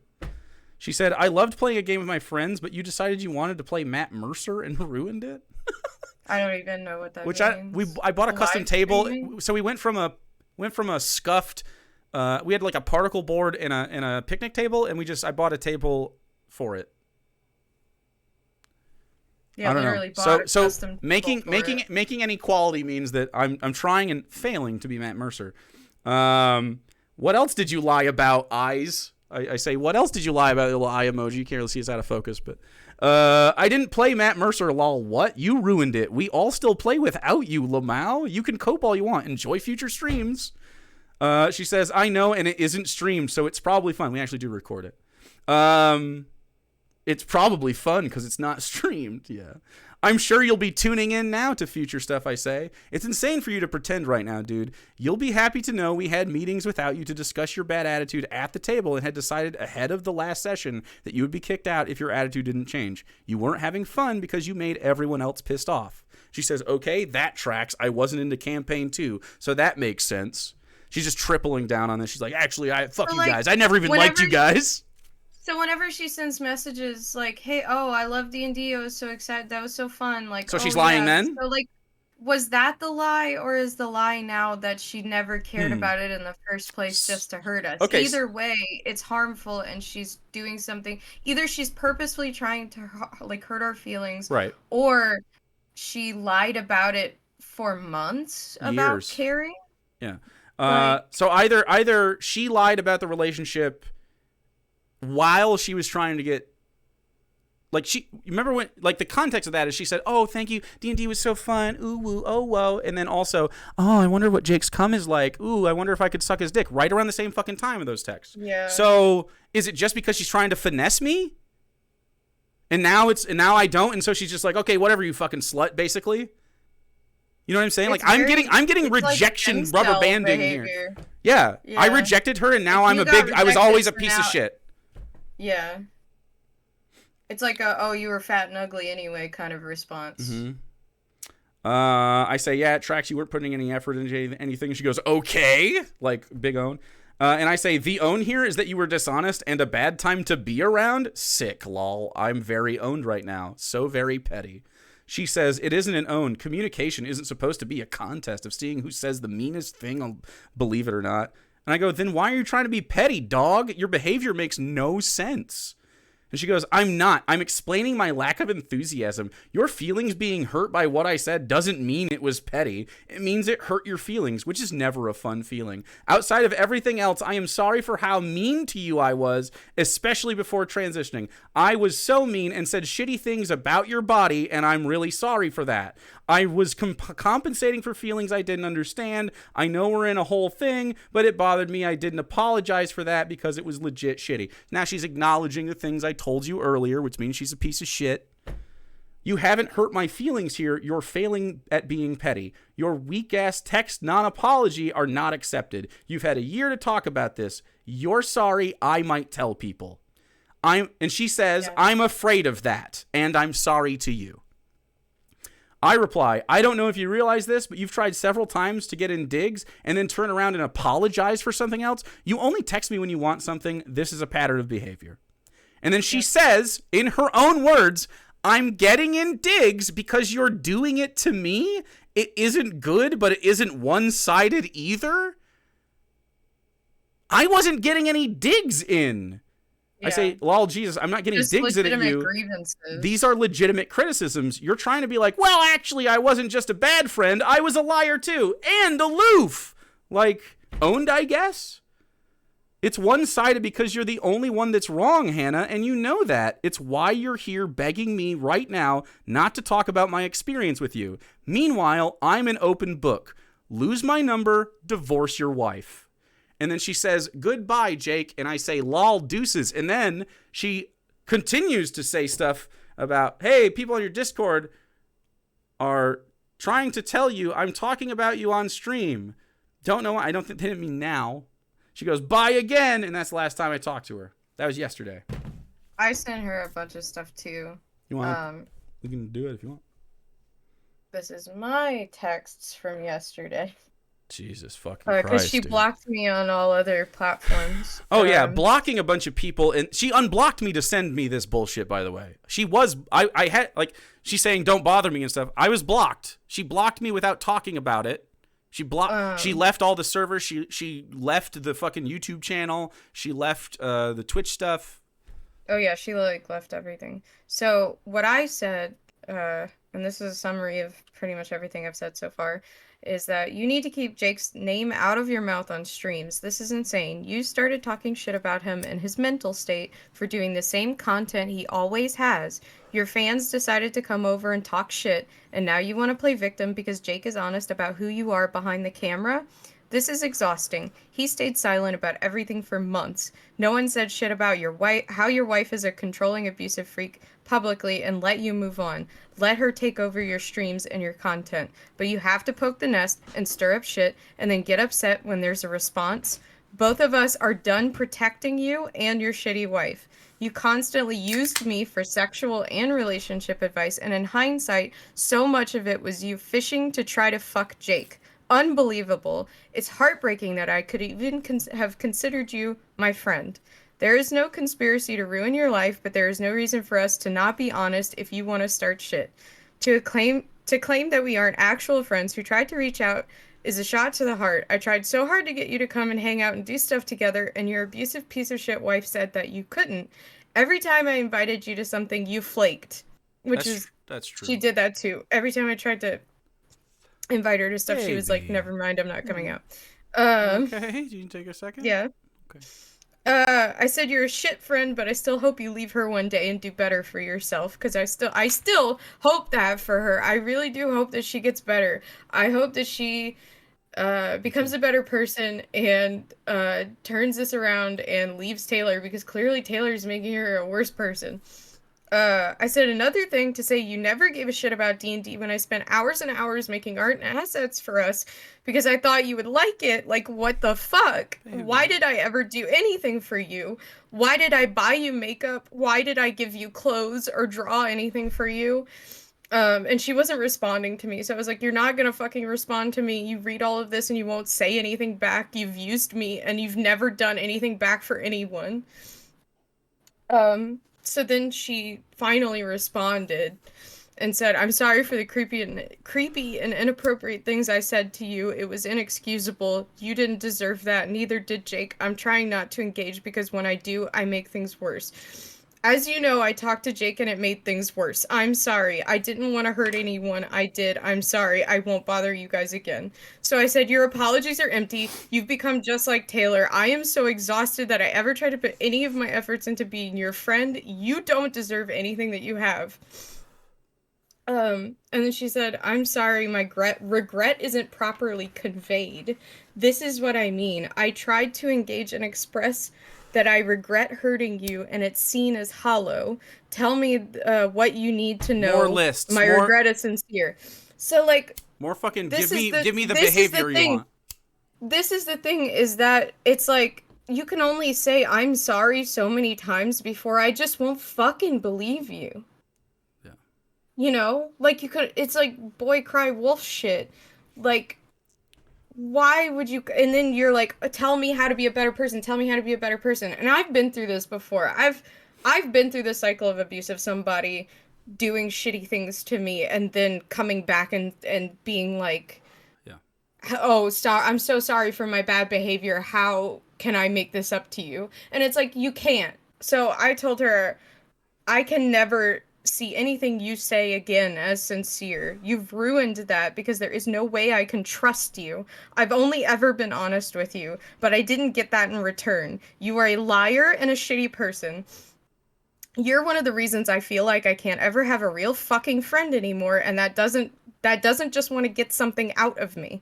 There is no making amends. I am tired of apologies. Just leave us alone forever. And that was all. She just said okay in response to that. And that's it. So. Yeah, I have lots more. I didn't even show you 2 panels of this. Do I need to? I don't know. Do we need more fucking, like, do we want to talk about all the money I fucking helped with and all the time she's asking for money and shit? Like, and that I helped her with. Like, have I done enough? Am I still the fucking bad guy for this? Am I the fucking bad one for being the victim of this? Or am I good? I tried so much to be a supportive friend, even in her being so inappropriate with us and like trying to encourage her to grow and be who she is and like, you know, be happy and pursue her own happiness and to take care of herself and everything. And every time it was met with self-depreciation and fake apologies and Lies. the continuing of this behavior and lies. And so And it's harassment. just exhausting. And I don't want her to. This is why we kind of want to address it, because like I don't want to hear her name in a stream moving forward after this. Now that we've talked about it, I don't want to hear about her ever again. She can go on and do whatever the fuck she wants to do, and that if you want to still enjoy her content, I do not care, but just do not talk about her here anymore. We are moving on and are going to do our own thing from now on, and she's not a part of our life. So yeah, I mean, it's really shitty for her to put me in this position. I told her to be honest with you guys multiple times and for her to handle it her way. She instead tried to just harass and make us feel like shit for a year, and I don't think I deserve that. I don't think I deserve the sexual harassment, the regular harassment. I don't think I deserve just the way she fucking talks about me. I just don't think I deserve that. I have absolutely done more than enough to be considered a good friend in this interaction throughout the entire process of it. I'm not perfect or anything, but I mean, I really think my biggest criticism here is that I wasn't fucking attracted to her or something. Like, it seems to be circling around that topic. And like her lies are just too fucking bad. And if she leaves Baja and if she leaves Taylor and she needs help to get out or something, I mean, I don't know that I can be counted on to be that person anymore. I don't know if I can take on that kind of fucking bullshit. But I mean, there's a part of me that still wants to save her from that shit. So I don't know. I can't honestly say if I would pick up the fucking phone or not. I mean, I would at least call help. I don't know. You're sending me texts of your fucking ex just in case stuff happens and expecting me not to fucking do anything, or I don't know, man. It's just shitty. I've been put in a fucking bad spot here. I'm really personally, it's always been a problem.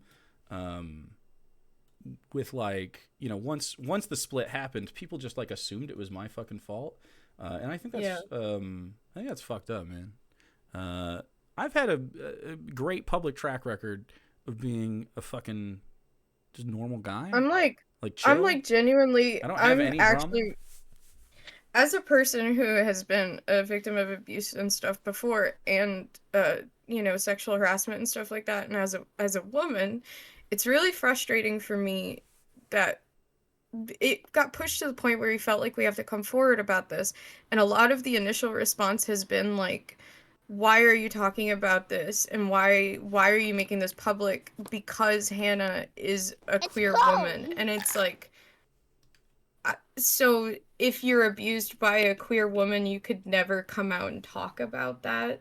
Especially whenever there's like public speculation on why you're not talking to this person anymore. Like, believe victims unless they're cishet white dudes. I don't know what the fuck the knee-jerk reaction is. I expect an element of people who are never going to hear me out on that because it's just the way the internet is. But like, I mean, I think you're a shitty person then, I guess. You know, that's fine. You can be if you would like to openly declare yourself as a person who is shitty, that's dope for you.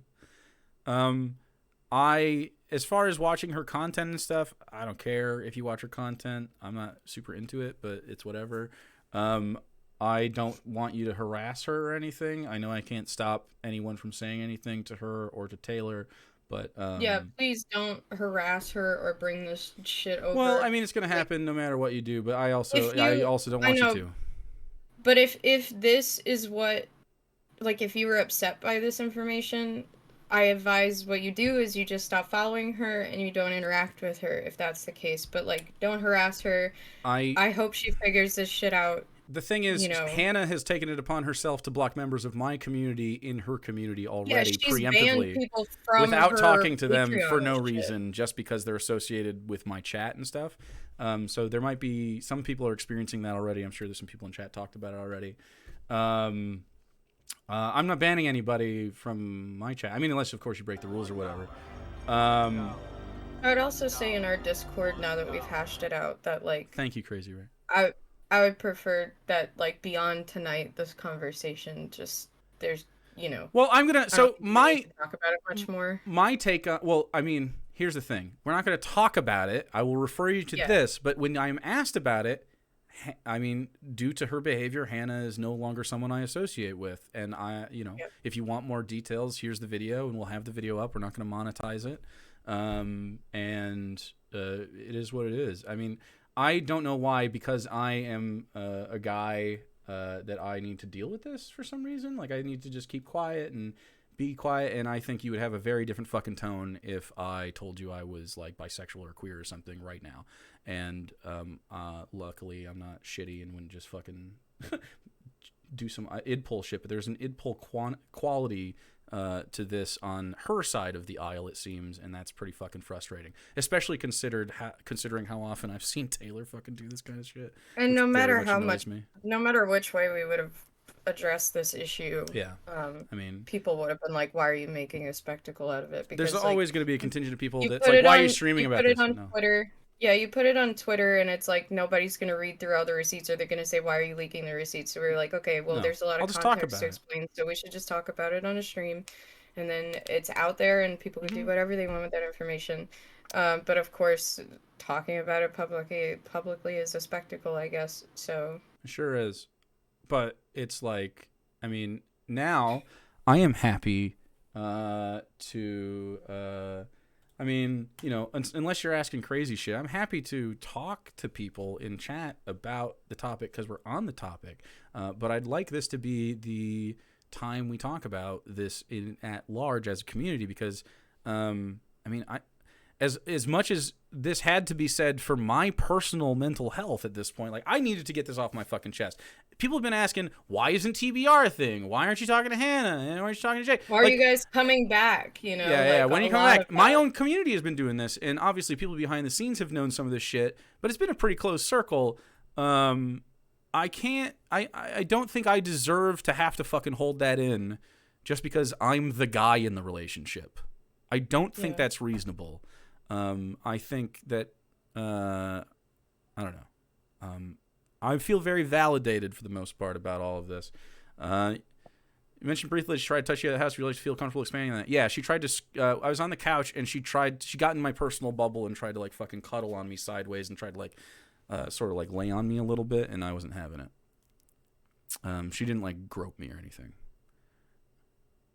She was testing the waters. Yeah, it was like it was less subtle than a Yeah. Still not remotely okay. I agree. I mean, to some degree, like we can, like I've hugged her before, but that's not what she was doing. She was moving. You know, she was. I was laying on the couch and she was moving towards my lap, and it was uncomfortable. And it was right before she said she wanted to suck my dick, or right after. It was crazy. You can tell the difference, yeah. As unlikely as it is, do you ever think some of the messages were Taylor? No, and I know that for sure. Hannah's on her phone constantly. Yeah, I don't think she confided stuff in me about the relationship that obviously she didn't want Taylor to know. Oh yeah, there's lots of private stuff we haven't shared, of course, that don't pertain to us. I'm not talking about. Yes, I'm not talking about any of that private information because that's. But hers, hold on, but I want to say this, that 100% Taylor would never say, because it would devastate her to find out. So yeah. Yeah. Being a cis-het white guy doesn't make you immune from sexual harassment or stalking. I'm speaking from experience. She hasn't stalked me, but yeah. Do you think Hannah is going to respond to this stream? Do you know what you'll do in case? I mean, I wouldn't have to do anything. I don't even think I'll even care. Look at what she says. I don't care. Apparently, there's been accusations that they are looking into a lawyer or something. For what? Baha posted in the Discord that they're getting a lawyer involved. I mean, you can try to get a lawyer involved if you want, but I mean, there's no need to. Like, for what? They're gonna sue you for talking about being sexually harassed. Why? That sounds like Taylor for sure. You don't have to be crazy about it, yeah. But yeah, there's no case there. Lawyer would get a free bag, I guess. With what money? I don't know. She's begging me for fucking money. The receipts you have are sufficient. I hope that doesn't eventuate. She does not want that discovery period. Dude, I mean... For what? Slander? Good luck when there's receipts. Exactly. Yeah. I don't think you ever signed an NDA. No, of course not. Mm-mm. I was asked Hannah if she was going to address this, and she banned me. Jake, can you pay my lawsuit against you? Fuck. They're going to borrow money from actual Jake for a lawyer? Jesus fucking Christ. I mean... I would like to not. I mean, I don't even know what legal thing you want to talk about when you. I literally don't know what legal thing. Yeah, what? Like, what's the illegal? Defamation. Defamation. I mean, I just showed you the text. You can make a decision. Exactly. If you don't think that's bad, then you can hang out with her. I don't care. There's also the matter of, and I want to say this now, I've mentioned it before, she is a landlord who houses one of our friends, Alex, who is in that thing, and he has some worries about his housing situation. Yeah. And if she does evict him, I will let you guys know, and we'll take care of it. But there is a chance that she could kick Uncle Al out of the house for that. She said she wouldn't, in writing, for at least 6 months. She said that. She texted that to him. So there's an element of that. If I were her, I would, if she's watching right now, I would leave Taylor. And do we need to start a GoFundMe for Alex? We do not now, but I will let you know if that needs to happen. Just 6 months. Cool. She is a landlord leftist, by the way. This is another reason why we were worried about coming forward. Hannah says she doesn't get rent for that? Wait. She has said she doesn't get rent for that? She only texts Alex for rent. No, he pays rent. She says she doesn't make profit on it, I'm sure. I think she rents it to him at what she's paying. It's still... She needs to be a better landlord anyway, but... She thinks she rents it at cost. She rents it at, yeah. She rents it at cost, but she doesn't do anything to maintain the property. She hasn't actually fixed issues. He's literally paying her mortgage. So that she could move to be down there with Taylor. Yeah. Does she live there at all? No. Yeah, she doesn't make profit on it, but she does charge rent. Yeah. That's accurate. I have the best support system in these two people. Hey, thank you. That CS Isaac is Alex in chat, by the way. Who we don't want to have to drag on to this. I mean, if you think your like internet drama is like you need to get like legal people involved, I think that's really stupid. I think I think what really needs to happen is you just need to, I mean, either together or apart, you need to get your shit together. I shouldn't have to be threatened multiple times by this couple. Now I'm being threatened with legal action, of course. I shouldn't have to be threatened to talk about my experience with this. And the answer to why we no longer make content is because of her behavior. I didn't say anything untrue. I only read to you the receipts, literally in front of you. There's no defamation. This isn't slander. These aren't lies. This is literally her fucking words. There's no fucking standing for that. It is a freak out situation. What needs to happen is the two of them need to have discussions about their relationship and why it's fucked up.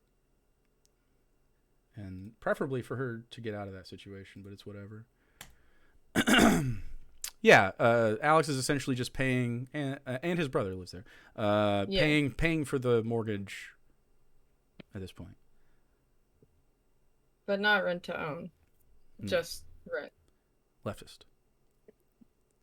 Anyway, if anything happens on that front, which I don't, I mean, the Hannah I knew wouldn't do that thing, I don't think. But I mean, I don't fucking, she just, I don't know her.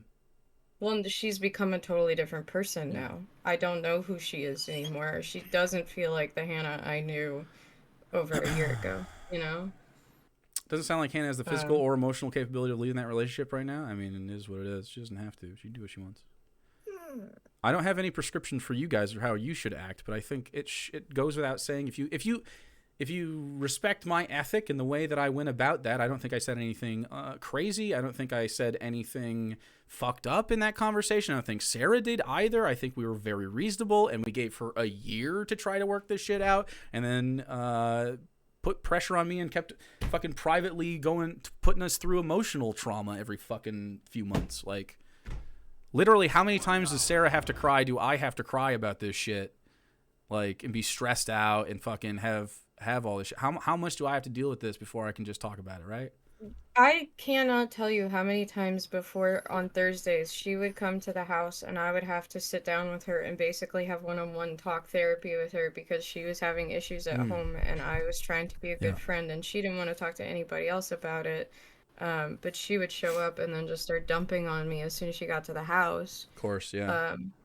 But I was always honest with her about my experiences and, like, my advice based on the things that I've been through. She's come to me for so much advice over the course of our, I want to say friendship, but it doesn't really feel like a friendship. I feel like I was used. Yeah. I'm calling it a relationship, I guess. Yeah. Mr. Whiskers makes a good point. Just having the mortgage paid is profiting. At some point, Hannah will have a house she is not paying on, while Uncle Al will not. That's fucking true, man. Uncle Al isn't building an asset, he is renting. So yeah. That's what I'm saying. I just was saying earlier, yeah, it's not like Alex has any right to the property. So no pickles. I respect that you guys didn't just drop this. You gave her an entire rope store to hang herself with. Yeah, I mean, I guess I don't like the suicide implications, actually. Yeah, no, that yeah. But well, not the implications, just I know you're making a euphemism, but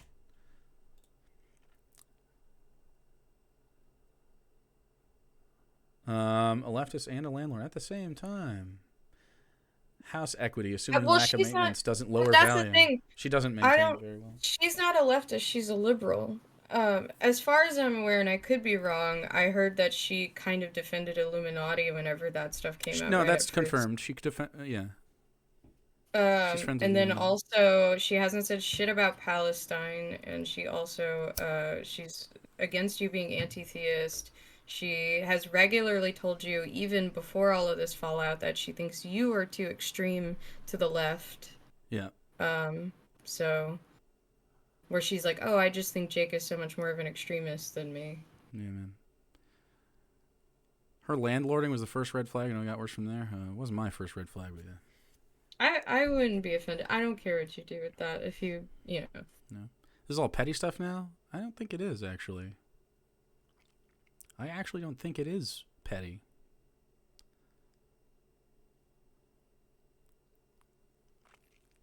I mean, I think it talks about the fucking person, right? This is context. Anyway, so that's what I've been dealing with. That's what we've been dealing with. That's why. Hey, why aren't you guys together? 3.5 hours. Simply watch 3.5 straight hours, and you will understand. Maybe that's what it was, Diddums. I don't know, but I know she was friends with Blair before that shit happened. Jake's anti-theistic arc has changed my mind about the civility politics of it. I think he's exactly right, and I'm glad someone is out there saying it. I mean, why wouldn't you say it about power structures, right? You're going to edit this down? I mean, I think it'll probably just be one big upload, but yeah. Blair Illuminati, yeah. So no Bible Reloaded. I have the Bible Reloaded channel on my email. Like, I'm the one that created the channel, of course. I went through all the effort of doing all that stuff. Even from day one, dude. I don't know, dude. My hope for the situation is that they have hard conversations, cry a little, part ways, and then Hannah can start a path of healing or something. But I suspect what they'll do is they both need to heal. They both have issues that they need to address via therapy or help of some kind, and they both need to grow and heal and learn to communicate and be better people. And so I hope that that's what happens for them. Yeah. Can I make Mocking Davis fascism joke? Cat's out of the bag on that one. I can't pull it back. I mean, I'm not gonna have dialogues about the drama after this. But we can have we can reference it. We talk about it like it's a thing that exists, but we don't have to like.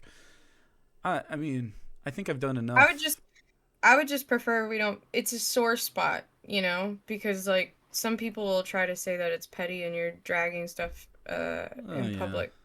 I mean, that's what it always would be, though. No matter what I do, I am burdened because she would refused. I am burdened to be the guy that talks about this split because she has no fucking backbone about this. She won't even acknowledge it to us. She's genuinely hurt us and ruined friendships and hurt and abused people, and so it's. I'm not gonna delist TBR. You cut me off. It's just I don't want to keep bringing up that sore spot over and over again. I just wanted to get it out so people can stop talking about it and we can move on, Do you feel a little better now? Yeah. I mean, there's some catharsis. Is the thing ever coming back? Yeah, we already played D&D on the weekend still, of course. We already have another game. We were talking about bringing back rebooting Christmas Saves Campaign 2 because the other three of us really miss our characters from that. So, and we missed the time at the table together. Maybe we're looking for a fourth, but that would have to be someone that lives in Michigan that is cool and that wants to play D&D with us. And that makes content already probably. And that is our friend. So a very niche intersection of things. A very niche intersection of things. So we might do that. I mean,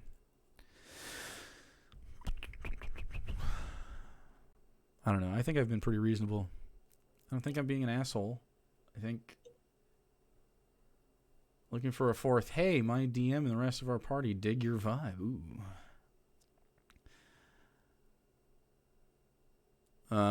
Does anyone that disagrees with me want to you get a chance to say something right now?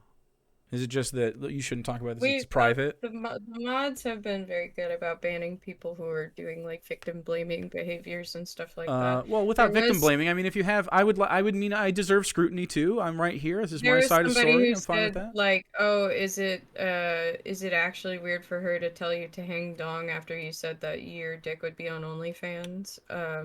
Right, so slut shaming. Which I'm being slut shamed. You can sexually harass a sex worker, just, for everyone to be aware. Just because somebody is a sex worker or... I am verified on OnlyFans, so I got slut shamed for it, I guess, is what we're saying. Yeah, just because somebody might even publicly talk about something sexual as a joke on, Twitter, that's not I thought Jake was fucking hot. That's not what consent is, so... If you have that relationship, no, but you didn't, so it was sexual harassment. That's what I'm saying. We don't have that relationship. And she acknowledges it in her own words throughout the documents that we went through. She acknowledges it the whole time. I thought Jake was fucking hot. Please bring back the D&D stuff. Oh, we'll do more D&D stuff. we are finishing. Well, finishing. It's not. We're gonna play this for months and months. I would be. We have a honestly long-running campaign on the side that we've been doing for years and years. Hey, heads up, if you want anything, if you like D&D stuff, I do post some art about our campaign over on my Twitter sometimes. So yeah. Sarah, put your Twitter in chat if you'd like people to follow you. I actually posted OC's kissing from that game. Yeah. Sorry you guys went through this. Thank you. Thanks for sharing. I feel like I'm going to cause more drama that wears away people's opinions of everyone involved on both sides. You pick her side or yours, that situation.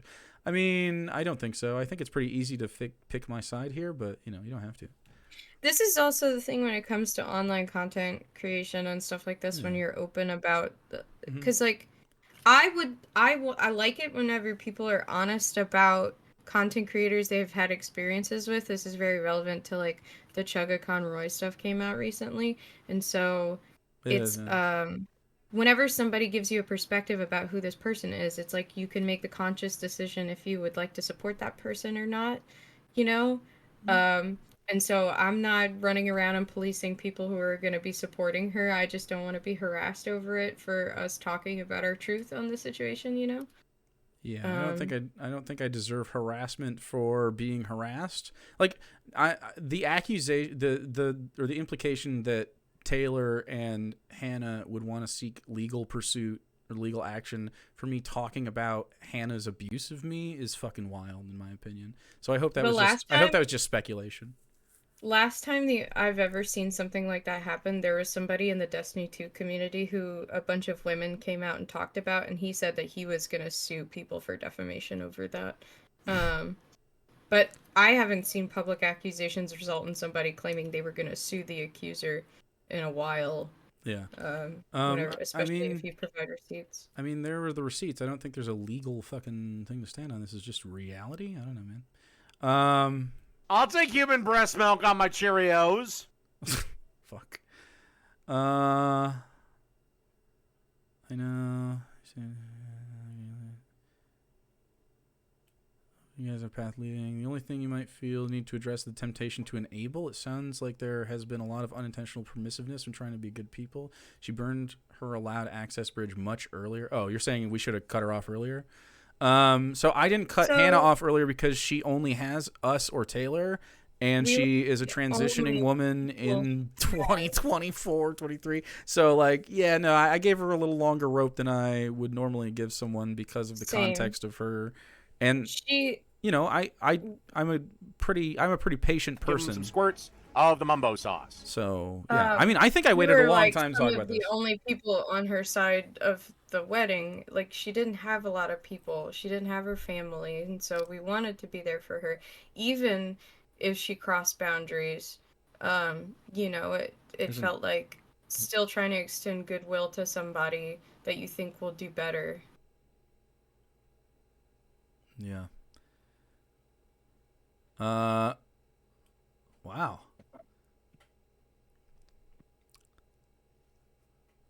It's inappropriate. I think we all need a special treat with our cereal tonight. Fucking the titty milk. I'm trying to see if there's any haters in chat because I'd really like to address any concerns anyone has, but I'm getting a lot of affirmations, so that's pretty nice. Let me try to see. Technically came on to Jake before the wedding, but they were already legally married. Oh, well, before that she's done, other shit. But also, before that. I mean, I'm not going to show you the logs of fucking 10 years of our relationship, but there's, looking back now, you're like, oh, okay, yeah, I see a lot of more signs here, but I mean, that's the personal shit I'm not going to share that isn't, those things didn't piss me off at the time. Those just built toward the moment, right? So, I just, I think we've done enough. I understand Hannah's rejection sensitivity and how very helpless how the very help that she needs can feel contradictory, but I don't see what else you two could have done. You were incredibly forgiving of all broken boundaries and harassment, and your advice was all top tier. Shrug. All right, I'm glad. Reflect response whenever abusers get revealed to claim they're lawyering up. Yeah. Hannah is friends with Blair, and we all know how she handled being called out. Drew? Blair is still trying to sue people for defamation as well, and is also a landlord. Baha said they were talking to a lawyer on their Discord. Well. well, Taylor. I'm concerned about her safety. I will say that is a mild concern, but at this point, Hannah's become such an abusive person herself that it felt insane to stay silent. It's like, especially, she went on the line yesterday, the transatlantic call-in show or whatever, and somebody had asked the question of like, oh, like, I want to come out to my partner and stuff. And she said, like, oh, it's very important to be honest with your partner. And it's just like you watch this person who has used and abused you and other people you care about go in public and lie and say things that they don't actually like stand by. Yeah. Also, and it's frustrating. And then right after that, they also that day, literally that day, she sent all those texts saying that we were never good friends to her and shit. Yeah. Brooker asks, what's going to happen to the old Discord server? I think I'm going to put a thing out that says, hey, this is the new Discord server. Probably after I post a link to the video so people have some time to look at it if they want. And then I'm going to say, here's a link to the new Discord server. This one will be dissolved in, however long, and then we'll just delete it or something, or I'll make it private. Is it defamation if there's actual proof? The answer is no. I mean, I just showed you what the fuck is going on. I don't know. Also, if you guys still watch her content, I don't care. I legitimately don't care if you enjoy anything she does. Yeah, I'm not trying to hurt her livelihood. I don't give a fuck if you watch her. This is personal association, and we just don't want to be associated whatsoever anymore. It says why I no longer associate with Hannah. You can do what you want. I don't ever follow police people on who they interact with. I just decide if that person's worth cutting off personally, Yeah. And because this was a public relationship, I'm sure that you could understand why a public acknowledgement of it makes sense, especially after our decade-long history of millions of views videos, or thousands of views videos individually, but millions over the lifetime, right? So, it's pretty obvious this is a public relationship that had a public split, and we're public figures in enough regards for this. It's just so crazy to consider. It was just, we're talking to one. Stop talking about this situation, says McPlatypus. That was what Baja said in her Discord. We're talking to a lawyer. Stop talking about this situation. Yeah, I saw the message. It was shared. Wait, did she come on to you before the wedding? Oh, yeah, I'm behind now. I'm behind chat by law. I'm going to just catch up. We'll say I worry if I ever get into a relationship with someone like Taylor with my miss. Oh, well, I won't speculate into whatever your future relationships are. Also, early content was instrumental in me parting from religious dogma and engaging more in critical thinking. Plus, who cares? Sad to see how this went, but behind Jake 100%, Hannah is no less responsible for being a queer woman. Exactly. I don't think her identity has anything to do with this. Mm-mm. And this is... Yeah. Yeah. Obviously. It's entirely unrelated to her identity as, Citosaurus, big hugs. I think Oh, go ahead. The only thing that played into it was that she's trying, she had a period of self-discovery, and so I know that she feels like she's missed out on a lot of experiences in her life, and that's kind of colored some of her reaction. We threw a fucking girls' night pajama party, dude. Wise. Not so much the girls stuff. I mean, just but that makes me mad. It was really cute and fun. Yeah. Big hugs to you, Jake and Sarah. I'm glad you were able to get this off your chest. You guys make my nights better, and I'm sticking around for the foreseeable future. You can't get rid of me, bro. Thank you. Marcus Drake, Jake, I'm a lawyer. By reading this, you can say you've talked to a lawyer. Glad to help. Thank you. Thank you.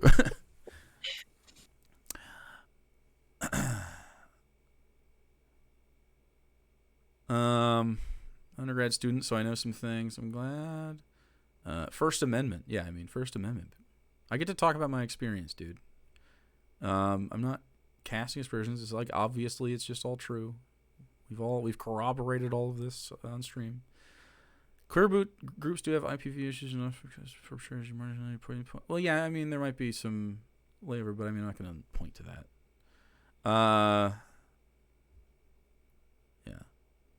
Yeah, but I know so many queer people who have never had, issues like that. Hannah's got a lot more going on, and I don't think it has anything to do with that. It's literally just she's she has issues and she needs therapy for them. Yeah. And she doesn't know what a healthy boundary with another person is. Yeah. Yeah.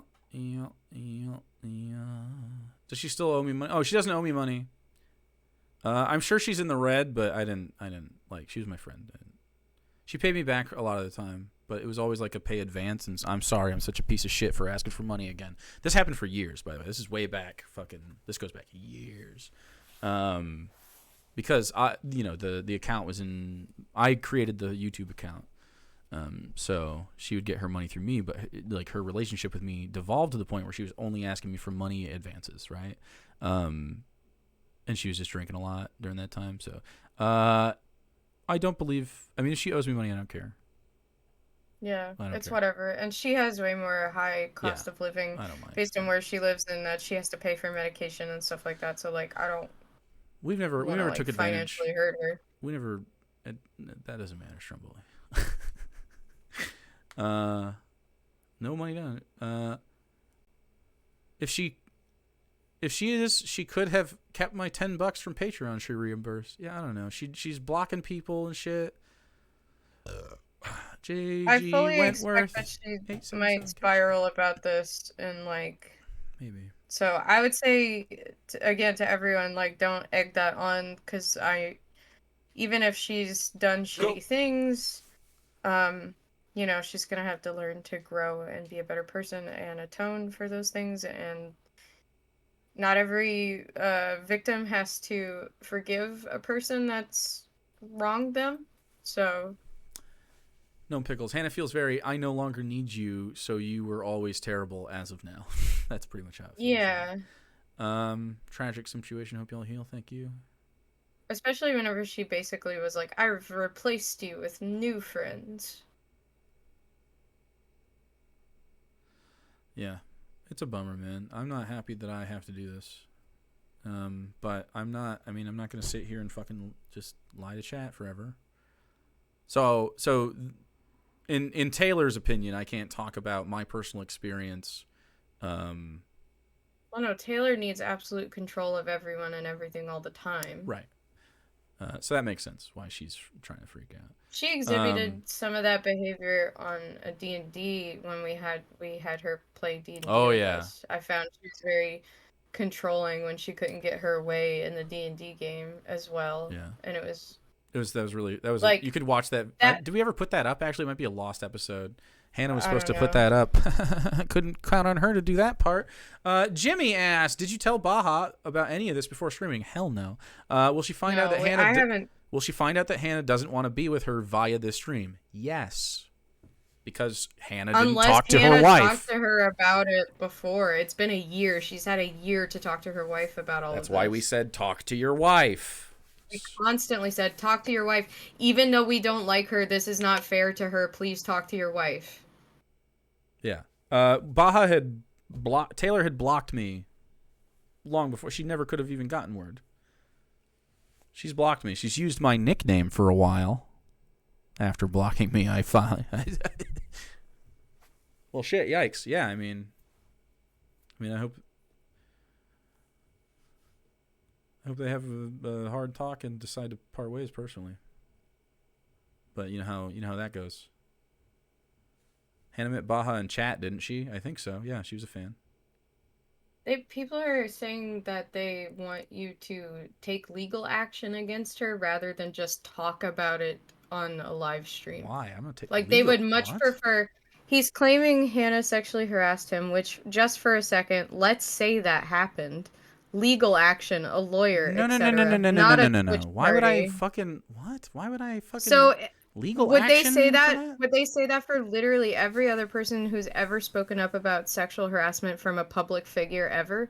That the victim can't talk about it unless they seek legal action? Why do I have to? Because that's fucked up. Why do I have to take a trans woman to civil court about this? No, yeah, it's almost like they want you to hurt her more. I don't want to hurt. No, I don't. I have no intention of trying to hurt Hannah on some level beyond. Like, I just want to talk about my experience with this. That's it. I don't care what happens to Hannah. I hope she's fucking fine, dude. Richie Snacks, thanks for Prime, dude.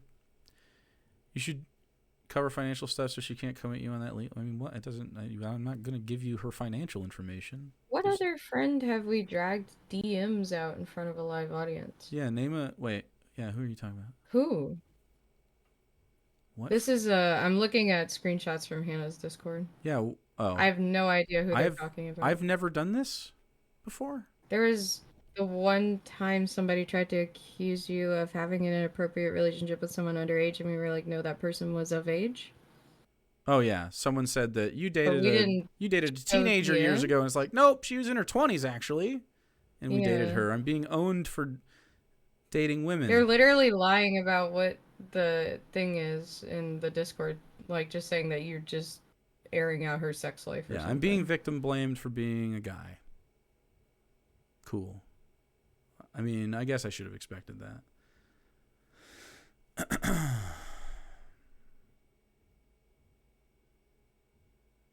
The abuse allegations against Baha are true, in fact. Alan? What? How would they be lies? Actually, yes. Alan Michael in chat. There we go. Wait, I'm looking up their past Alan comments. Michael. I don't know if it's necessarily phrased bad. So yes, actually. I think they're saying, did Hannah lie about Baha's abuse? Okay, you better. Well, no. I have screenshots of that. Okay, good. I was gonna get fucking mad at this because I showed on stream. Hannah sent me screenshots of Baha threatening her. No. She didn't exaggerate. She literally sent screenshots of her and Baha's conversation. Oh, I've seen the screenshots. Confirming. Yes. She sent a message that said, like, if anything happens to me, here's a screenshot. Yeah. You know. Okay. I got mad. I'll chill, but I was heated. Yeah. Like that, okay. Like I know. That pisses me off. I'll show it right now. Yeah, one more time. Here you fucking go. For in case anything happens to me, this is Hannah talking to me. In case anything happens to me, make sure you have screenshots of these so I have them. And then this is, I only called the cops on you once, and I apologize, or threatened to call the cops on you. I never did that. So this is right here. I've gone over this. Sorry, I got heated. I thought you were saying something else. That's okay, Ellen. Yeah. That's my fault. You can understand. You're good. I thought you were saying, like, I fucking made that up. Never mind.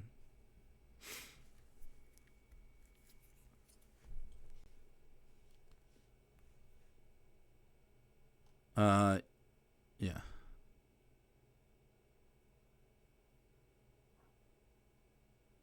Why would Hannah have reason to lie about being in a shitty relationship? Well, then she lied to us for months and months about it, and either way, she's a habitual liar. So she was either orchestrating a very complex gaslighting routine with all of her friends, or she was actually experiencing abuse, right? Yeah, but why would she say that about a woman that she's about to marry and then wants us to be in the wedding? And then came over to my house and had a cry, and we all got together. At our house. She sought shelter at our house, spent the night, and was away from Taylor for the evening after that conversation. We gave her a place to stay. And now I'm a bad guy for talking about it. I have a feeling the people who need to see this stream won't watch it, but will continue to make up weird bullshit and not understand the situation. Well, there were people who came in and started bitching before we even said anything. Yeah. You know? Mm-hmm. That happens. It's okay. Like, why does this need to be said? Why would you attack my favorite streamer? I'm preemptively exhausted. Well, luckily, there's not many people who say Hannah is their favorite streamer, so. No, you did everything correct? I think so. It's unfortunately a bit long, and people have attention spans of gnats. I mean, it is what it is. It's going to take a while. Yeah. How can you do that without even investigating the accusation a little? I mean, I try to look into stuff like that no matter who it is. If I hear that there are accusations, I'm like, okay, I will give this a fair shot and listen to what this person has to say, and then determine based on the evidence that Tesla, they present, you know? In the screenshot, Baha acknowledges this. You can be in denial all you'd like. Tesla, I want you to look at it. She's not exaggerating. I did that one. I have never said I was going to call the cops on you today. I did that once a long time ago, and I fucking apologized for it multiple times. She acknowledges it there. Hannah sent me this in case of her safety. She sent me this. She trusted me to send me this for her safety. Yeah, she's not exaggerating. She did try to use the police as a threat toward her trans partner, which has its own implications. And she said out loud that I bruise easily. She told Hannah this. Hannah told us this. I bruise easily. They're going to believe me. She said that. Also, I mean, the voice training thing, and we had talked about this a little bit on stream with some of the regulars, but Hannah wanted to do voice training, but was like, not so much as it seemed like Baha really wanted her to. And I heard after the fact, because we were talking about this, that apparently every time Hannah's voice gets lower on stream, Baha yells from the other room. Yeah. To tell her to pitch her voice back up, which is just weird to me. Concerning. I've seen Baha physically move Hannah's arms and like push her shit and like push her around on the stream. Yeah, I've seen this with my own eyes. Like, I mean, I don't know. Sorry, Tesla. I don't think you should be skeptical of that, but yeah, I get it. I understand why, because Hannah's a liar. You might be like, well, did she lie about this? Yeah. You know, she showed me receipts, so that's why I believe it. Like, she gave us receipts. And also, it's consistent with Taylor's behavior. And Hannah usually lies about stuff that is, that she's done wrong. Well, what it is like... She was happy to bitch about Taylor with us all the time, actually. She'll be bluntly honest about something, and then the minute she realizes she's crossed a line, she'll try to come up with an excuse for it, like saying that it was delusions and stuff. Mm-hmm. I feel like she often weaponized her, even if it's perceived mental illness against us. Hannah? In those cases where when she crossed lines, she would often actually, blame it's a delusion now. Like, well, first it was, I might be bipolar, then it was, maybe I'm autistic, then it was, alcoholism or something, then it was, actually I'm delusional. Now it's actually I'm delusional. Like, it was just, let's go down the list of all the different types of mental disorders I might have that made me cross these boundaries with you. So these are excuses, I guess, or explanations? I take them as explanations and not valid excuses, personally. Yeah, we don't have to armchair. No armchair diagnosis is because, like, obviously you'll never know a person online to diagnose them mentally. Yeah. Not like she did to me in the receipts I just fucking showed, by the way. That's okay, Left to Sell. You're good. I understand why. Left to Sell, you're cool, and I understand why you would be like trying to talk about it, but it's just, it's not fair to her. It's not. Can you believe I'm saying it's not fair to Hannah if you're speculating about her mental health disorders or whatever's going the fuck on? Like, obviously she has like pressure points in her life that are causing her distress, and we have talked about these things.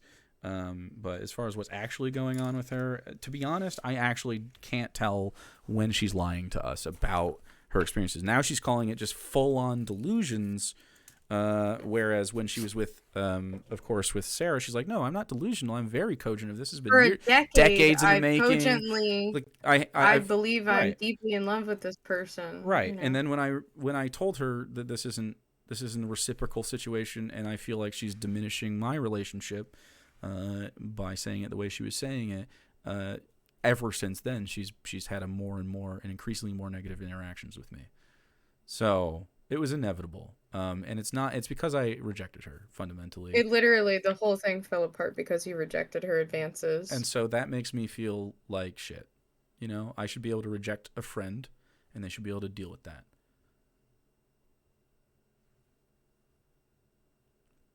Yeah. Thank you for deleting those comments, Alan Michael, when that happened. She still doesn't deserve any transphobia, obviously, so. Would you help if she calls tonight when things blow up? No. There's no goodwill on that end to give any more. Tonight? No. She said she has better friends than us. So if she has better friends than us, then those friends can be the ones to take care of her whenever she. Better than we were? I mean, you saw the receipts. I mean, I hope so. That's awesome.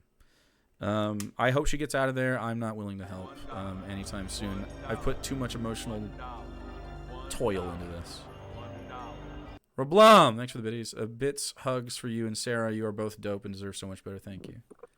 Right, shit, right when I was doing it. That's okay. Jake and Sarah shouldn't be exposed to someone that hurt them the way that Hannah has. I agree. Dad, emotional labor, though. Yeah, I'm not interested in that. Obviously, we talked about it. There's periods of time when we tried very hard to get her out of that situation, but now she has to do it without any support group, so I don't think it's going to happen. I mean, she was never going to do it anyway. I think she has to see this hit fucking bedrock before she's willing to actually address shit. What I'm worried about is that I don't think that her friends know who she is. Oh, yeah. You know? I wish I had friends like you too, Jake and Sarah. Thank you. It was uncomfortable to see Hannah fish for sexual interactions while Jake was legit giving her great and self-affirming advice. I don't think Hannah knows who she is. I agree. Man.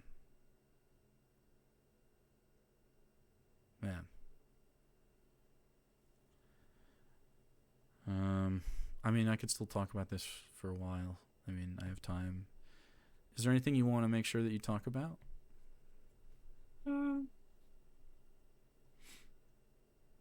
I think I've pretty much said everything. I kind of have a headache and I'm hungry and I'm like sweaty because I was crying and. Yeah, I'm sorry that you had to go through that, baby. I mean, it hit me again whenever I was reading it, how it felt because of. I've had some other personal experiences of somebody sexually taking advantage of me that I thought was my friend before this as well. So it's like, it's a lot to deal with back to back, and it's been really hard to trust people lately. So this has been like an extra dagger for me to go through on top of that. So. Yeah.